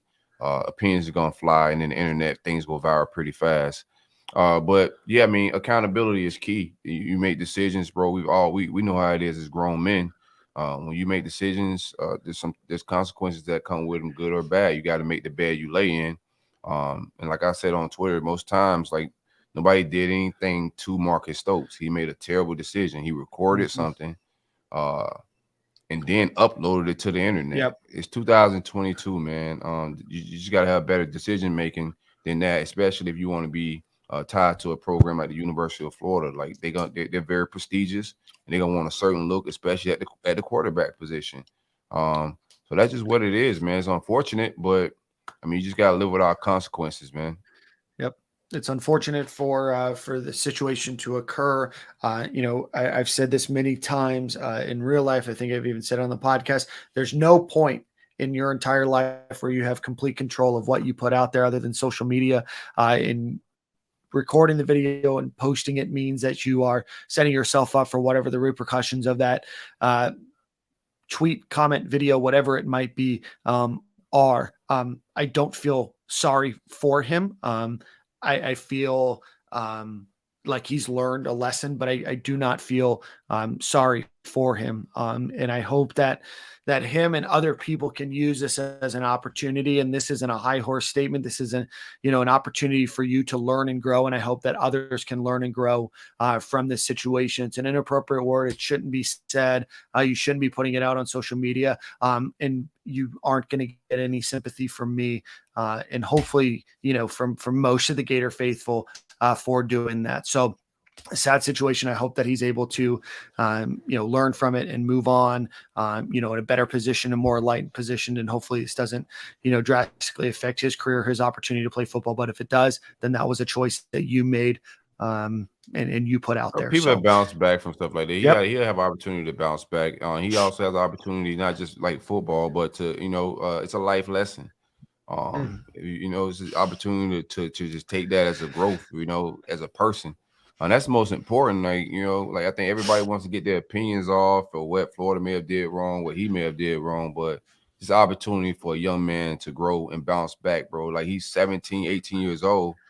It's not going to be his first setback, you're going to get more setbacks. And that's what life is about, man, overcoming those setbacks. So my advice to him is just keep on keeping on, man. You know what I'm saying? Whatever's next, just take it on. Whatever is next. Not to jump from that topic too soon. I do want to mention the latest on 300 rankings came out today. A number of Gators, 11 of them to be exact, are included in those top 300 rankings 4 on 3. Eugene Wilson, who has had a fantastic year out of Gaither High School. 5 stars, Nick. In Tampa, I got no climbed stars. 6 spots. No? Number 31 overall. Number 31 overall. Y'all got some stars laying around on 3. Y'all got some stars laying around, man. Pick one up and get one of Eugene Wilson. If he ain't a 5-star, who won? The boy electric, bro. Either side of the ball, he that deal. Yeah, he's pretty good, Nick. I'm not gonna lie. No, I like him. I watched his, and I know he was hurt and he missed a bunch of his senior season, but the tape he has from when he did play, dude's got jets. Like he can run. He can run. And I think the best Under Armour All-American game. I think the best player in the country is like our 26th ranked player. He's got the craziest spelling of my name that I've ever seen. Nicholas Hardman, I think is his name. Dude's from Maryland. He's 6'5", 6'3", something like that. 225, ran a 10.3, 8 in the 100. He's an edge rusher, tight end. One of the most freakish, athletic, crazy looking people I've ever seen. We've got him ranked at 26. He's uncommitted right now. I don't think Florida's really in contention there. Georgia just entered the chat. So I think Florida fans are rooting for Michigan here in his recruitment. Just, hey, head up north, buddy. Jim Harbaugh can use you. But speaking of Michigan, so you got to see this kid run the 10-3, run the 100. Yeah, it's nuts. He's running next to some guys that look like it looks like when DK Metcalf ran that 100, and you're like, who is that monster running next to these like athletes, smaller athletes? Like he looks silly running and then just dusts people. Yeah, speaking of Michigan, cornerback commit. He's the Gators' longest committed player. Aaron Gates visited Michigan this week. There was an On3 article that was posted about him, and you guys will never believe, but it was a cold game there in Ann Arbor, and the excuse or the way that they tried to recruit him by with the weather was, hey, when you make it to the NFL, you will potentially play in the NFC North, where, mind you, 2 of the 4 stadiums are indoors. But to get prepared to play in the NFC North, you should come to Michigan. Thought it was a bit of a reach, but Aaron Gates did visit Michigan this weekend. Let's go. Let's finish this on 300. Cameron James, who is going to the All-American Bowl, formerly the Army All-American Bowl, climbed 10 spots. He's ranked 39th overall. Really good player. Really like him. Aiden Mizell, who, if he did not miss most of the season with injury, probably would be ranked higher. Bro, but we got still so much ranked speed, boy. 59. You know I'm a track guy. I am overall. excited, boy. All this speed, Dick. All that speed. What? Oh man. The Gators also. No, you're good.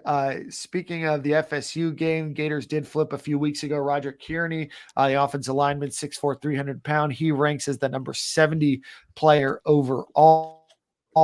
And Jakeem Jackson, he was the one of the Gators highest risers in this class, moved into the top 100, and he is now ranked 91 overall. I know that John Ruiz and Miami are heavily after him. I talked to a buddy of mine. He's 91 overall. I like that for him. 91 overall. I was talking to a buddy of mine this weekend. We played golf, and he's a quarterback coach in the Sarasota Manatee area, and he said that Jakeem Jackson is his favorite, and he's an FSU fan. Went to FSU and all. He said that Jakeem Jackson, in his opinion, is the best cornerback in the country in his mind. Okay. So let me go ahead and get that good to hear. I got you. Yeah, I get that. I like it. Shout out to my buddy Sage. Winter Garden safety Jordan Castell, who put out love him too. A video. He put out a video of his senior season. He climbed 5 spots to number 131 overall. Kelby Collins, who I know that we are all very high on, is ranked number 133. TJ Searcy dropped 50 spots. Nick, I need to talk to whoever ranks these people, but he comes in at 147, and Dijon Johnson comes in at 149. And Jaden Rashada, I'm sorry, I was wrong. Jaden Rashada is the Gators' highest climber in this class. He jumps up 41 spots to 192 overall, which is still well behind where 247 Rivals and ESPN, which I know Nick thinks is trash, rank him, but he is moving on up. Not just me. Yeah, I don't even know why they put that stuff out there. I don't even know if anybody clicking on that is a casual. And then Andy Jane is the last one ranked in that group, 285. I don't know. He got off this past Friday in the playoffs as well. Andy Jane looking all right, bro. He took the lid off, man. Kelby Collins in recruiting news is going to be visiting Tuscaloosa this weekend on an unofficial visit. It is the Iron Bowl. I don't know if I'm too worried about it. He put out a tweet the other day or the other week. No, that's it. He's fully committed. As a guy from Alabama, you get a free opportunity to go to the Iron Bowl. You probably take that. And then I know that we've mentioned it. Silk, I know you talked a bit more about it on the roll-up, but quarterback for the 2024 class, DJ Lagway, has announced that he will be announcing his decision date on December the 7th. Already. That is recruiting news. All right. A lot of people. DK said Rashad at 151. That's disrespectful, Nick. DK, just know that Nick personally ranked him that. Yeah. And ain't got no stars for Eugene Wilson, man. What are you good for, bro? We brought you on the show to be able to spike the rankings, man. Yeah. That's what we're here for. Yeah, that's a Berg bump, I guess, is what you're looking for. A recruiting bump. I think just have a different kind of bump. Berg bump is it might be that bump, but Berg bumps is weird, man. The streets ain't feeling Berg right now, man. There's a lot of weird shenanigans, but we can't do that. It's weird for Nick. That was that. Yeah. I got no stars. I got nothing to do with the stars. Don't even cover recruiting. Speaking of recruiting, there is a question from John Wilcox. I know there's a couple other notes in here. What happened with Ohio State running back decommit? That's Mark Fletcher from American Heritage down in Fort Lauderdale, or Plantation, I guess, officially. I know that he is still working out some visits. I don't know when his announcement date is. For some reason, the date 12/15 sticks out of my mind, but I don't know if I just made that up or not. I've been known to do that on the show, but I know that he's not decommitted, or that he has decommitted. He's taken a visit to Florida. He's taken a visit to Miami, and I think that there's probably a few more along the way. To Do me, you guys I think he and Trayon Weber like so similar though. Like in terms of running back, and like I don't know if you need both of them in the class. You'd rather have a top end speed guy. I like him how big he is. Paul, Yeah. weirdness. But I like his physical. I like his physical stature. I think they're similar in like top end speed wise. They both are like big physical guys that got a little vision. And if we are going for like a third back possibly in this class, I would like somebody with some top end speed. Yeah. But yeah, I'm with you. You're not gonna say no to them. I'm just saying no. I think that they're similar for sure. Yeah, no, and I think that's the top end speed desired from me if those are our two backs for this class. Yeah, for sure. Sure. Yeah, there's definitely going to be an opportunity to hit the portal. I know that Florida's going after heavily a few big names, speedsters in that 2024 class as well. But you have to think at some point Florida's going to lose Montrell Johnson, probably after the end of next year, probably going to lose, Naquan Wright, definitely going to lose Lorenzo Lingard, over the next couple of years. So Florida will need to add some additional bodies to that room. I like Mark Fletcher a lot. I think you guys kind of hit the nail on the head, though. They're both very, very similar, not top end guys, maybe some bruisers. Maybe they'll, be able to parlay off of each other. I think that Mark Fletcher would be great to get in the class, keep him away from Miami. I think he could be a very serviceable running back, but I also don't think that he's the biggest must get. If you didn't have Trayon Webb, certainly I think that Florida's in a better spot. We do have a question here. Kyle Phillips, do you think DJ commits to Florida on the 7th? Silk, you've probably followed his recruiting a little closer than I have. What are your thoughts? I feel good. I'm not gonna do any guarantees or anything like that. You just never know. But he don't strike me as a kid that trolls. And if I'm just going by the momentum of and then like the date changes and the things that are happening with us recruiting another quarterback. What's his name? Merkel? What's his name? Forgetting his name. Merlinger or something like that. I'm forgetting the other quarterback name. Merklinger. Yeah, Merklinger. Jake Merklinger. Merklinger. 4-star. He came on. He gave us a visit, and after he really enjoyed the visit. And after he left campus, Lagway changed his decision date from January up to December. I don't know if that's a coincidence or what's going on, but I feel good. There's a lot of momentum from outside. People think it's us. We'll see where we at with it. I don't think Texas A&M is in on it. I don't foresee him going there. I was surprised that Clemson didn't make the list. Some people think that's a troll, but I don't think this kid's the type of kid that's going to troll and play games like that. So without Clemson on the list, Jimbo and them looking down, I don't know if LSU is a thing for him right now with Brian Kelly, but it just feels like, he's a Gator, but we'll see. What do you think? Nick don't follow recruiting. I forgot. Yeah, Nick doesn't follow recruiting. I'll be honest with you, I don't follow it as much. It's Mod Black, man. He's like a mod on the show now, bro. I think that Florida has a good shot with either Lagway or Merklinger. I think that, one or the other I like both, probably likely. And that's where Florida needs to be. They need to get an elite signal caller. Do we go get both? That class. Do you try to get 2 elite quarterbacks? What do you do? If you get Jaden Rashad, I think it's going to be tough to get both. Not if, right? I mean, there's no reason for me to think Jaden Rashad's not coming in. Jaden Rashad assigns. I think it'd be tough to go get Merklinger and Lagway. December 7th is gonna be a good day. Just keep Silk out of the building because then things get weird. Yeah. We've had a couple of questions. Let me give a quick out of town December 7th, bro. Like it's like we've got a couple of questions here that I want to get to, but before we do that, I want to give a quick shout out to our friends over at Alumni Hall. Go visit alumnihall.com and go visit them on Archer Road in Gainesville. They just did a big expansion. They've got a bunch of new merchandise available, Nike polos that have been heavily desired. I know a lot of you guys are looking for the old Charlie Pell logo. A lot of you guys are looking for the Script Gators logo as well. They are in stock. It is also getting colder, so if you need blankets and pillows, things of that nature, go visit alumnihall.com or go visit them on Archer Road. You will not be disappointed. But those Pell logo jerseys, that's the one with the UF or the Gators over the state of Florida. That goes very, very quick. So go make sure you go check it out ASAP, alumnihall.com. All right, we've got a couple of questions. One from John Wilcox very early, probably 40 minutes ago, said, how many people do you think hit the portal? And then we have a follow-up question from Chris Sorley. Nick, I've heard you say double-digit transfers leaving soon. Who do you think leaves? I don't know if it'd be appropriate for us to name names, but Nick, maybe give us an idea of numbers.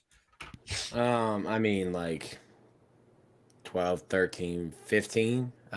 It's not names that you're going to be surprised either. I mean, you've already got, what, 5? Yeah, you've got 5 or 6, yeah. Mm-hmm. So let me see. We have Zach's got the transfer portal tracker up already for us. We've already started writing shells, which is like just getting a story ready for guys that we think will. That doesn't mean that they will, but like you've already had Griffin McDowell. That list. Oh, yeah. Griffin McDowell, Nick Elksnis, Trent Whittemore, Kamar Wilcoxon, Marco Ortiz, Josh Braun. That's just 6. think of the opportunity. Whittemore you had would have.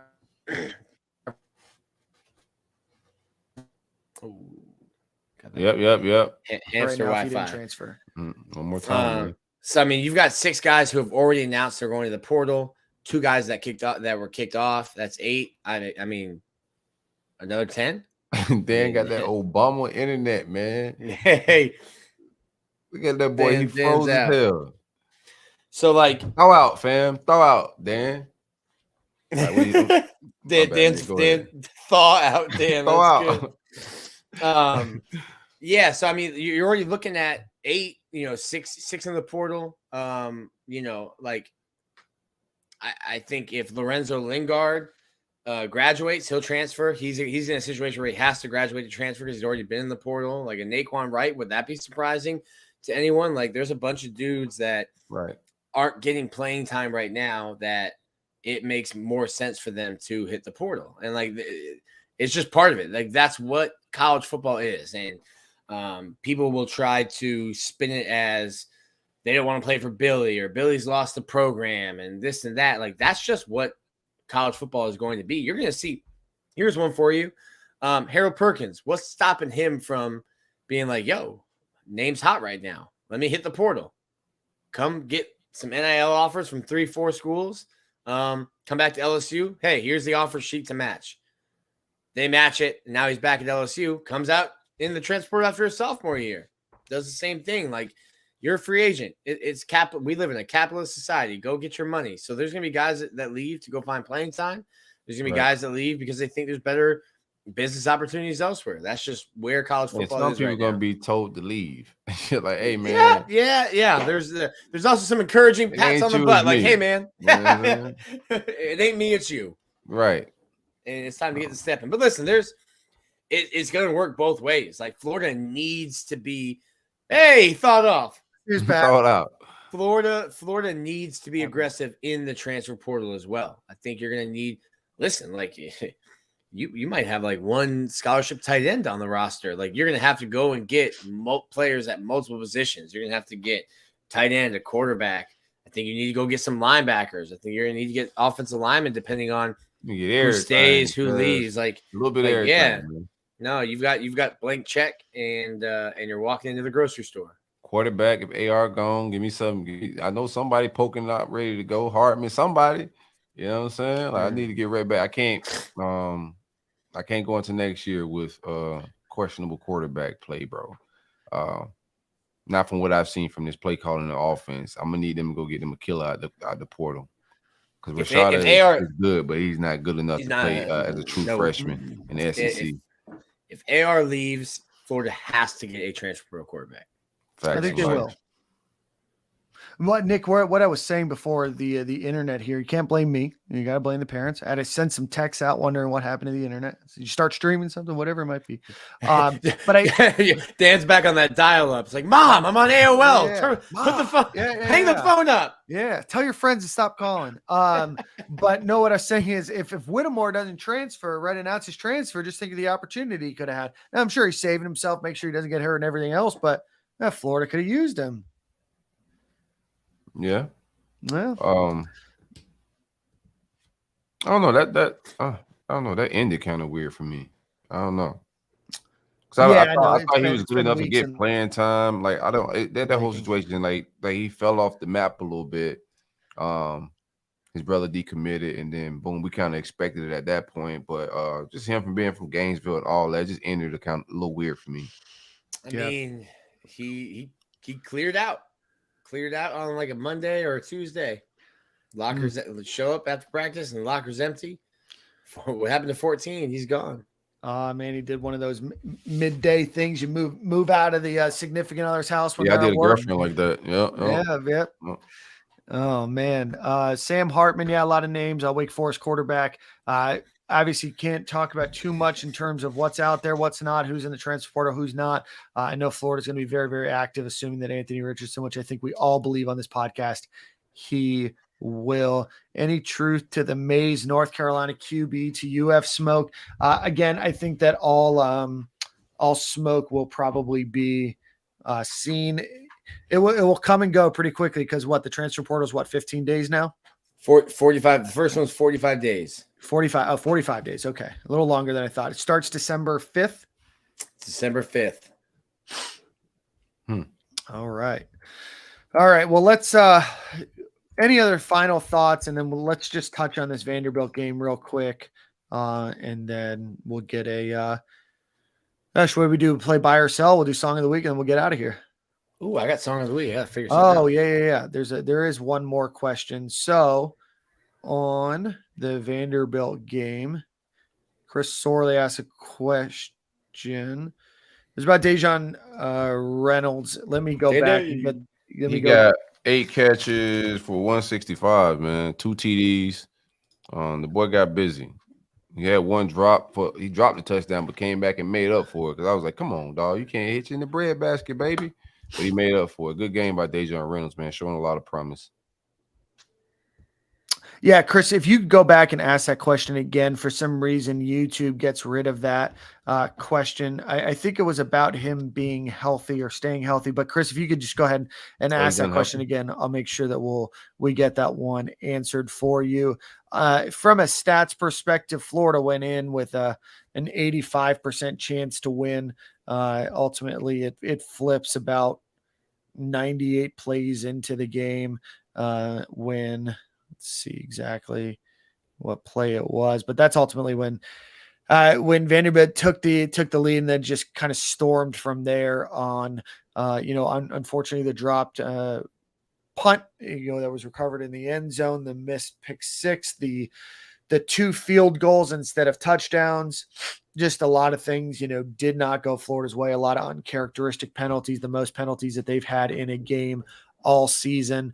Just did not look good in any stretch of the imagination at any point during this game. Certainly some things to be lauded from a statistics perspective and overall statistics, but just not a good game for the Gators.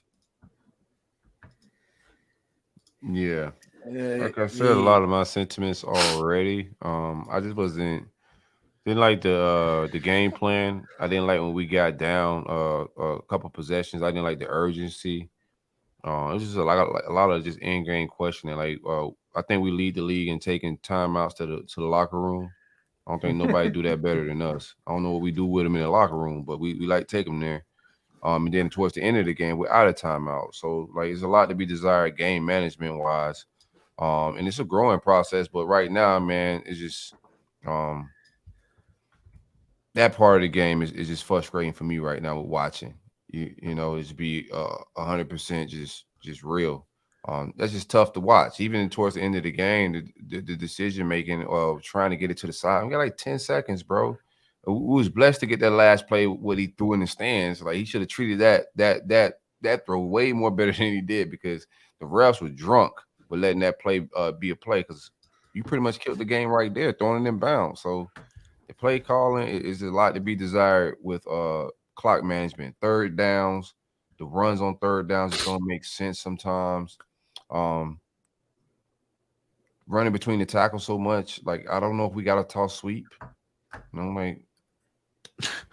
on the perimeter, go 5 wide, give me a draw. I just think there's like a lot more things we could add to help AR skill set and to the offense. So it was just a lot missing for me with that, man. All the throwing the ball around, we look like an air raid offense. That's not what any of us expected this year. So I'm just a little thrown back. Every football game we won this year, we ran for 210 plus. And, you know, like you got all these nerds in the building. They got to know that too. They got to know how we won the game. So while we getting sexy, while we working on certain things right now, the biggest thing is these guys winning and like, you know, being aggressive. It just feel like we're working on things some games, you know. Yeah. And I don't think we have the luxury of doing that type of stuff, bro. What did we call? We call them savage nerds when we get in the off season, something like that. Yeah. Savage nerds. I just think I thought you had found your identity and you start playing to it. And I thought, hey, listen, it sucks that you found your identity, you know, in week 10, but at least start playing to it and finish the season out. And then, you know, kind of like you said, did not play, call, or execute the way we thought Florida would against a bad Vanderbilt team. Who, honestly, shout out to Vanderbilt. If they can beat Tennessee this week without Hendon Hooker, they're going bowling. Let's see. Gators go 4-15 on third down. Not good. Unacceptable. Second worst. I guess they had 2 games, so they are 25. Not very good. Play calling definitely is bad. Nick, want to get to this question, and then I want to hit the special teams discussion before we get out of here. Do you guys see Dejon Reynolds becoming the wide receiver 1 along with Caleb Payday Douglas? The young boys look better than the seniors. Good players, you know, certainly have a lot of room and a lot of opportunity to grow, have had the chance with some injuries. Like Reynolds a lot, like Douglas a lot. It's tough to count on outside of a few special occasions. Freshmen being your star wide receivers, definitely can see Florida, you know, continuing to groom them. And I think that they're both going to be great wide receivers for Florida. But any thoughts on that? Justin Short is playing like a number 1 receiver this year. Right. Yeah, for sure. He's having a solid season, man. He's 8th. Yeah, he's going to get drafted. 8th in the SEC in yards per game. Just had, after missing 2, just had 8 for 106.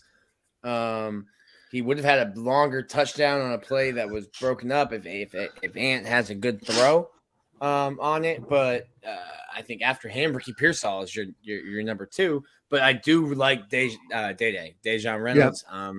And I think Caleb Douglas, not the USC quarterback. I think Caleb Douglas is really good. Billy keeps bringing it up, and it's an accurate point. This is a kid that played quarterback until like midway through his junior year. So he's still new to the position, still raw. As good as he has been in the small glimpses you've seen him, like he's just scratching the surface. So, yeah, I think there's a really solid future for both of those guys. I think they'll both be back next year. I'm hoping Ricky Pearsall comes back next year as well. And I think you're starting to get a better wide receiver room. But Justin Shorter is your number 1 receiver, and he's played like it all year. He's played better than I expected him to, for sure. Yeah. University of Florida number 1. I think both of those guys going to be solid guys, and they, you know, Caleb Douglas got a high ceiling. I like Dejon Reynolds. They're showing a lot of promise. Well, I think the type of talent that we're used to seeing as a true wide receiver 1, that's the type of talent that we got coming into this recruiting class. On paper, somebody's got to be wide receiver 1, somebody to get the most targets. And I can see both of these guys possibly being one of those guys. It depends on who's the quarterback as well. I didn't think AR was a magnet to the slot guy with Ricky Pearsall. It seemed like Shorter was more of his go-to guy. But it just depends on the quarterback and, you know, who they target. If they target a slot guy, then it could be Ricky Pearsall. Could be easily wide receiver number 1, being more experienced and just been around the game a little bit more. And he's no slouch. But a true number 1 on the way, bro. That's a lot of discussion. Fans already having that argument. Who's better, Andy Jean, Mazzell, or Eugene Wilson? Like, that's already like who gonna be wide receiver 1, who's underrated. So looking forward to that. Absolutely. And then finally, obviously, a lot of issues with special teams this season. Started off with kickoffs at the beginning of the year. It's really boiled down to a lack of preparation or certainly a a lack of skill in special teams this year. We saw Florida muff a punt that was recovered for a touchdown. We've just seen a lot of issues. Nick, I know you're a little closer. I know there was a discussion about it in the press conference today with Billy Napier, and says it's kind of everybody working together, with game changer coordinator Chris Couch kind of organizing everything. But I mean, special teams this year have been kind of an unmitigated disaster. And this is just about as bad as special teams as I've seen at the University of Florida in my nearly 35 years of living. Sure. Well, if special teams have been unorganized, so if you've got one guy that's organizing it, then that falls on him. And Billy's not going to call one guy out in a press conference. Of course, if you've got a special teams coordinator and your special teams are terrible, then they need better coordinating. Yeah, no, it's. I know that there were some injuries. I know with Pearsall out. I know with X out. Florida, goes to Marshall, and again, that's coaching. If you're a punt returner, you put your heels on the 10 and you don't take a step back. If you have to go back, then you run forward and you let the ball bounce. If it gets buried inside the 10, good punt. But you don't get into a situation where you're running, backwards trying to catch a ball over your shoulder in the sun at the 5-yard line. You don't do that. Right. Yeah, and that's coaching. Right. That's what I was going to say. Florida ultimately just needs to figure out what they're going to do, for special teams moving forward. This has been a bad year. Kicking's been off. I know that you're counting on a walk-on to do that. Kickoff return was bad early on. Punt return has been bad. This isn't the first time a punt's been muffed. And certainly their ability to block and be able to open and get long returns and everything else has been tough. And Florida's going to face, Micah Pittman from Florida State this weekend, who's great at returning kicks and returning punts. And Florida's got to be able to make sure that they don't allow him to get those extra yards. But I think going into next year, Florida's got to figure out a different way to attack special teams, because it is definitely game changing and it is not game changing in the right way.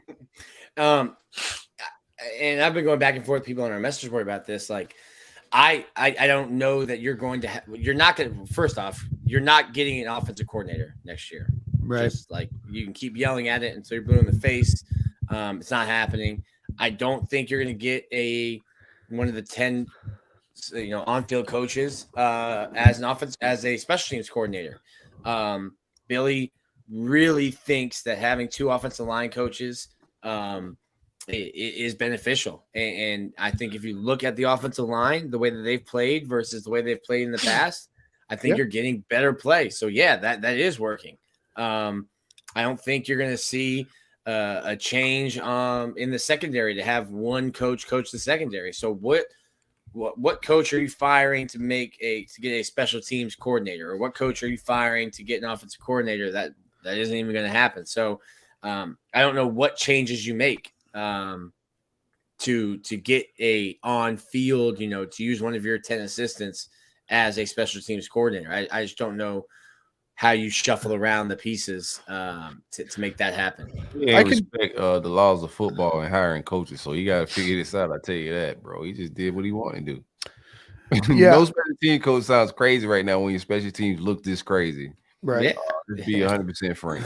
Yeah, and I think that there's no changes, to the staff, which I do believe that there will be, whether we make them or individual, or not we. I have zero decision in the process, whether Florida makes them or whether coaches move on, elevate their careers, right? It'd be silly to think that a position coach at the University of Florida is not going to be an attractive candidate for a coordinator spot, a head coach spot, whatever that might be. I do think that if Florida and the opportunity comes up, Florida absolutely, like you said, Silk, has to figure out special teams. The idea that you are one of the worst special teams in the country and you don't have a special teams coach, to me, if I'm looking at it and I'm a consultant that's hired in, I start to look like what's his name in Always Sunny in Philadelphia, right? I start looking at these like Charlie Day, right? Mm-hmm. Start looking at these lines. I start making some connections here.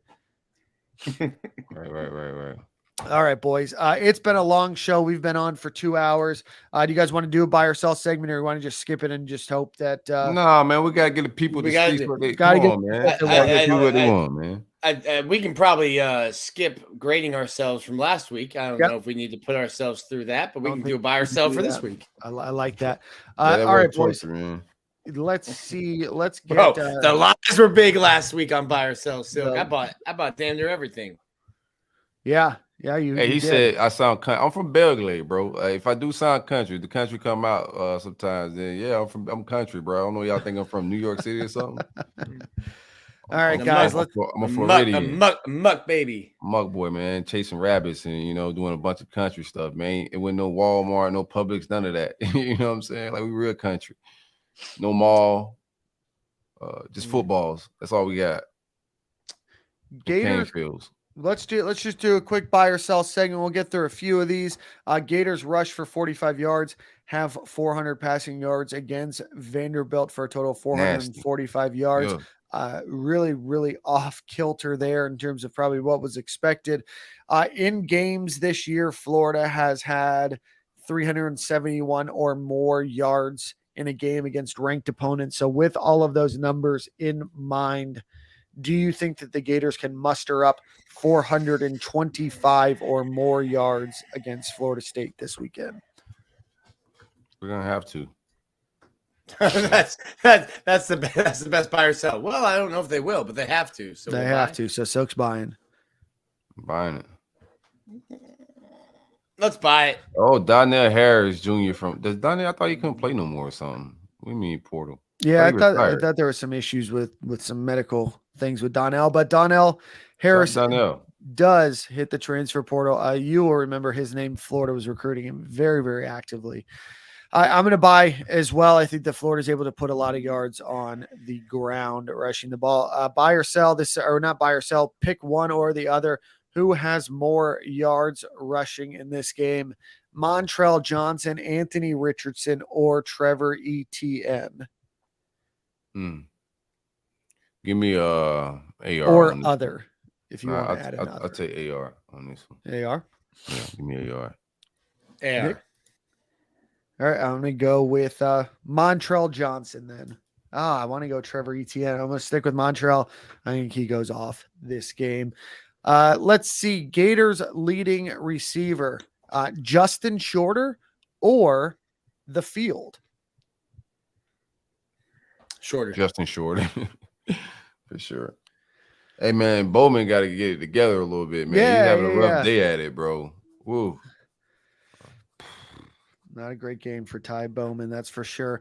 I'm going to go with the field. I'm going to say somebody else, maybe Dejon Reynolds, maybe somebody else gets the most yards, but I just like my chances of being able to pick somebody else and trying to separate us from the pack here. Gators have again gotten another interception against Vanderbilt. Gators have 9 on the year. Do the Gators grab an interception or more against Jordan Travis? Sorry. 2 interceptions. Oh man, Nick trying to end the season with some good PR, bro. Yeah, I hired a whole new firm. We have a new strategy. Yeah, I'm buying. I will buy as well. And finally, Gators are on a 3-game roll of getting a sack in a game. Does that continue against FSU? 100. Give me 33. You owe me one too, bro. Some bad self-discipline plays. Cost us some points on the drive. We should have got off the field right there, man. You owe me some script sacks, man. So well, he did. If you want to if you want to see him try to return favor to you, he did retweet your Greg Knox tweet from earlier. I did see that. So I think he knows that you were. That I told him. I replied to him too. I said, "Hey, man, I need you to lock in this week, bro, and handle business. I need that. I need this win." I don't lost all my rivals. I need this win, bro. For sure. Yeah, it's been they've been talking crazy on the timeline, like they got a real good team. That team's buns, bro. You got to run down on that.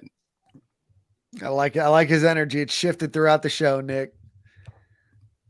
As long as we come in the run, that's why I got AR as my leading rusher. I think last week they just got a little weird. I think they're gonna make a point to get out on the edge with AR. I think I'll make an emphasis. I don't know if he was trying to hide something on film last week with Vandy or whatever they were trying to do was weird.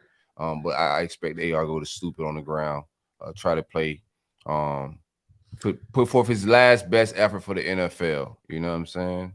And I hope that ain't trying to be Aaron Rodgers and in the pocket. I hope it's on the edge rushing. So I got him as leading rusher, and I think we're fine. I love it. I see y'all in tally. Nick, I'll buy it. and buy a sack. I'll buy a sack as well. And then finally, let's put it down. Do all three of us have the Gators winning? Yes, sir. All right. I got We all- Florida. Florida. All right. All three Big for Florida, Florida. baby. You can call us homers, but that's cool as long as the sponsors keep paying and you keep listening. You can call me whatever you want. You can call me balding. You can tell me that I need to cut my hair. All of these things that are in the You need to chat. come on too. home, Dan. Come Come on we'll home, do all baby. those things as long as you guys keep listening. Nick, take us out. Song of the week. All right. Real quick, let me do a shout out though, No. man. Shout out to Sunburn. My guy Carr Hill over there. Some Gator fans reached out to me on Facebook, invited me to a dispensary that they were opening in Fort Lauderdale and also here in West Palm, man. Got to kick it with them. Big fans of the show. The whole family listened, the whole crew. They were just, they call us the guys. Said, just dope people, man. If you haven't been to Sunburn, check those guys out as well. Gator, Florida State owned. Big Three community stuff, man. Nick, what are you listening to these days, man? So, You always the yeah. wild card. It's a wild card. We're going with Ramen and OJ by Joyner Lucas. Oh, I like that write one. this one down. Yeah, you never heard. You know Jordan Lucas is? I do, but I don't know the song. I didn't know who he was until he was on Eminem's Kamikaze album. I would have couple never years found back. him then. That's was how I waiting on found that him. album. But then I was like, yo, he raps as fast. Like he like the beat was fast and he just like kept up with Eminem. I was like, oh, my guy can spit. So Joyner Lucas, Ramen Is he and OJ. faster than Twista or Dragon? I don't know. Many people probably haven't heard in a little while. I don't give speed rapping stars either. I give no stars. I'm over Bone fans when it comes to speed rapping. I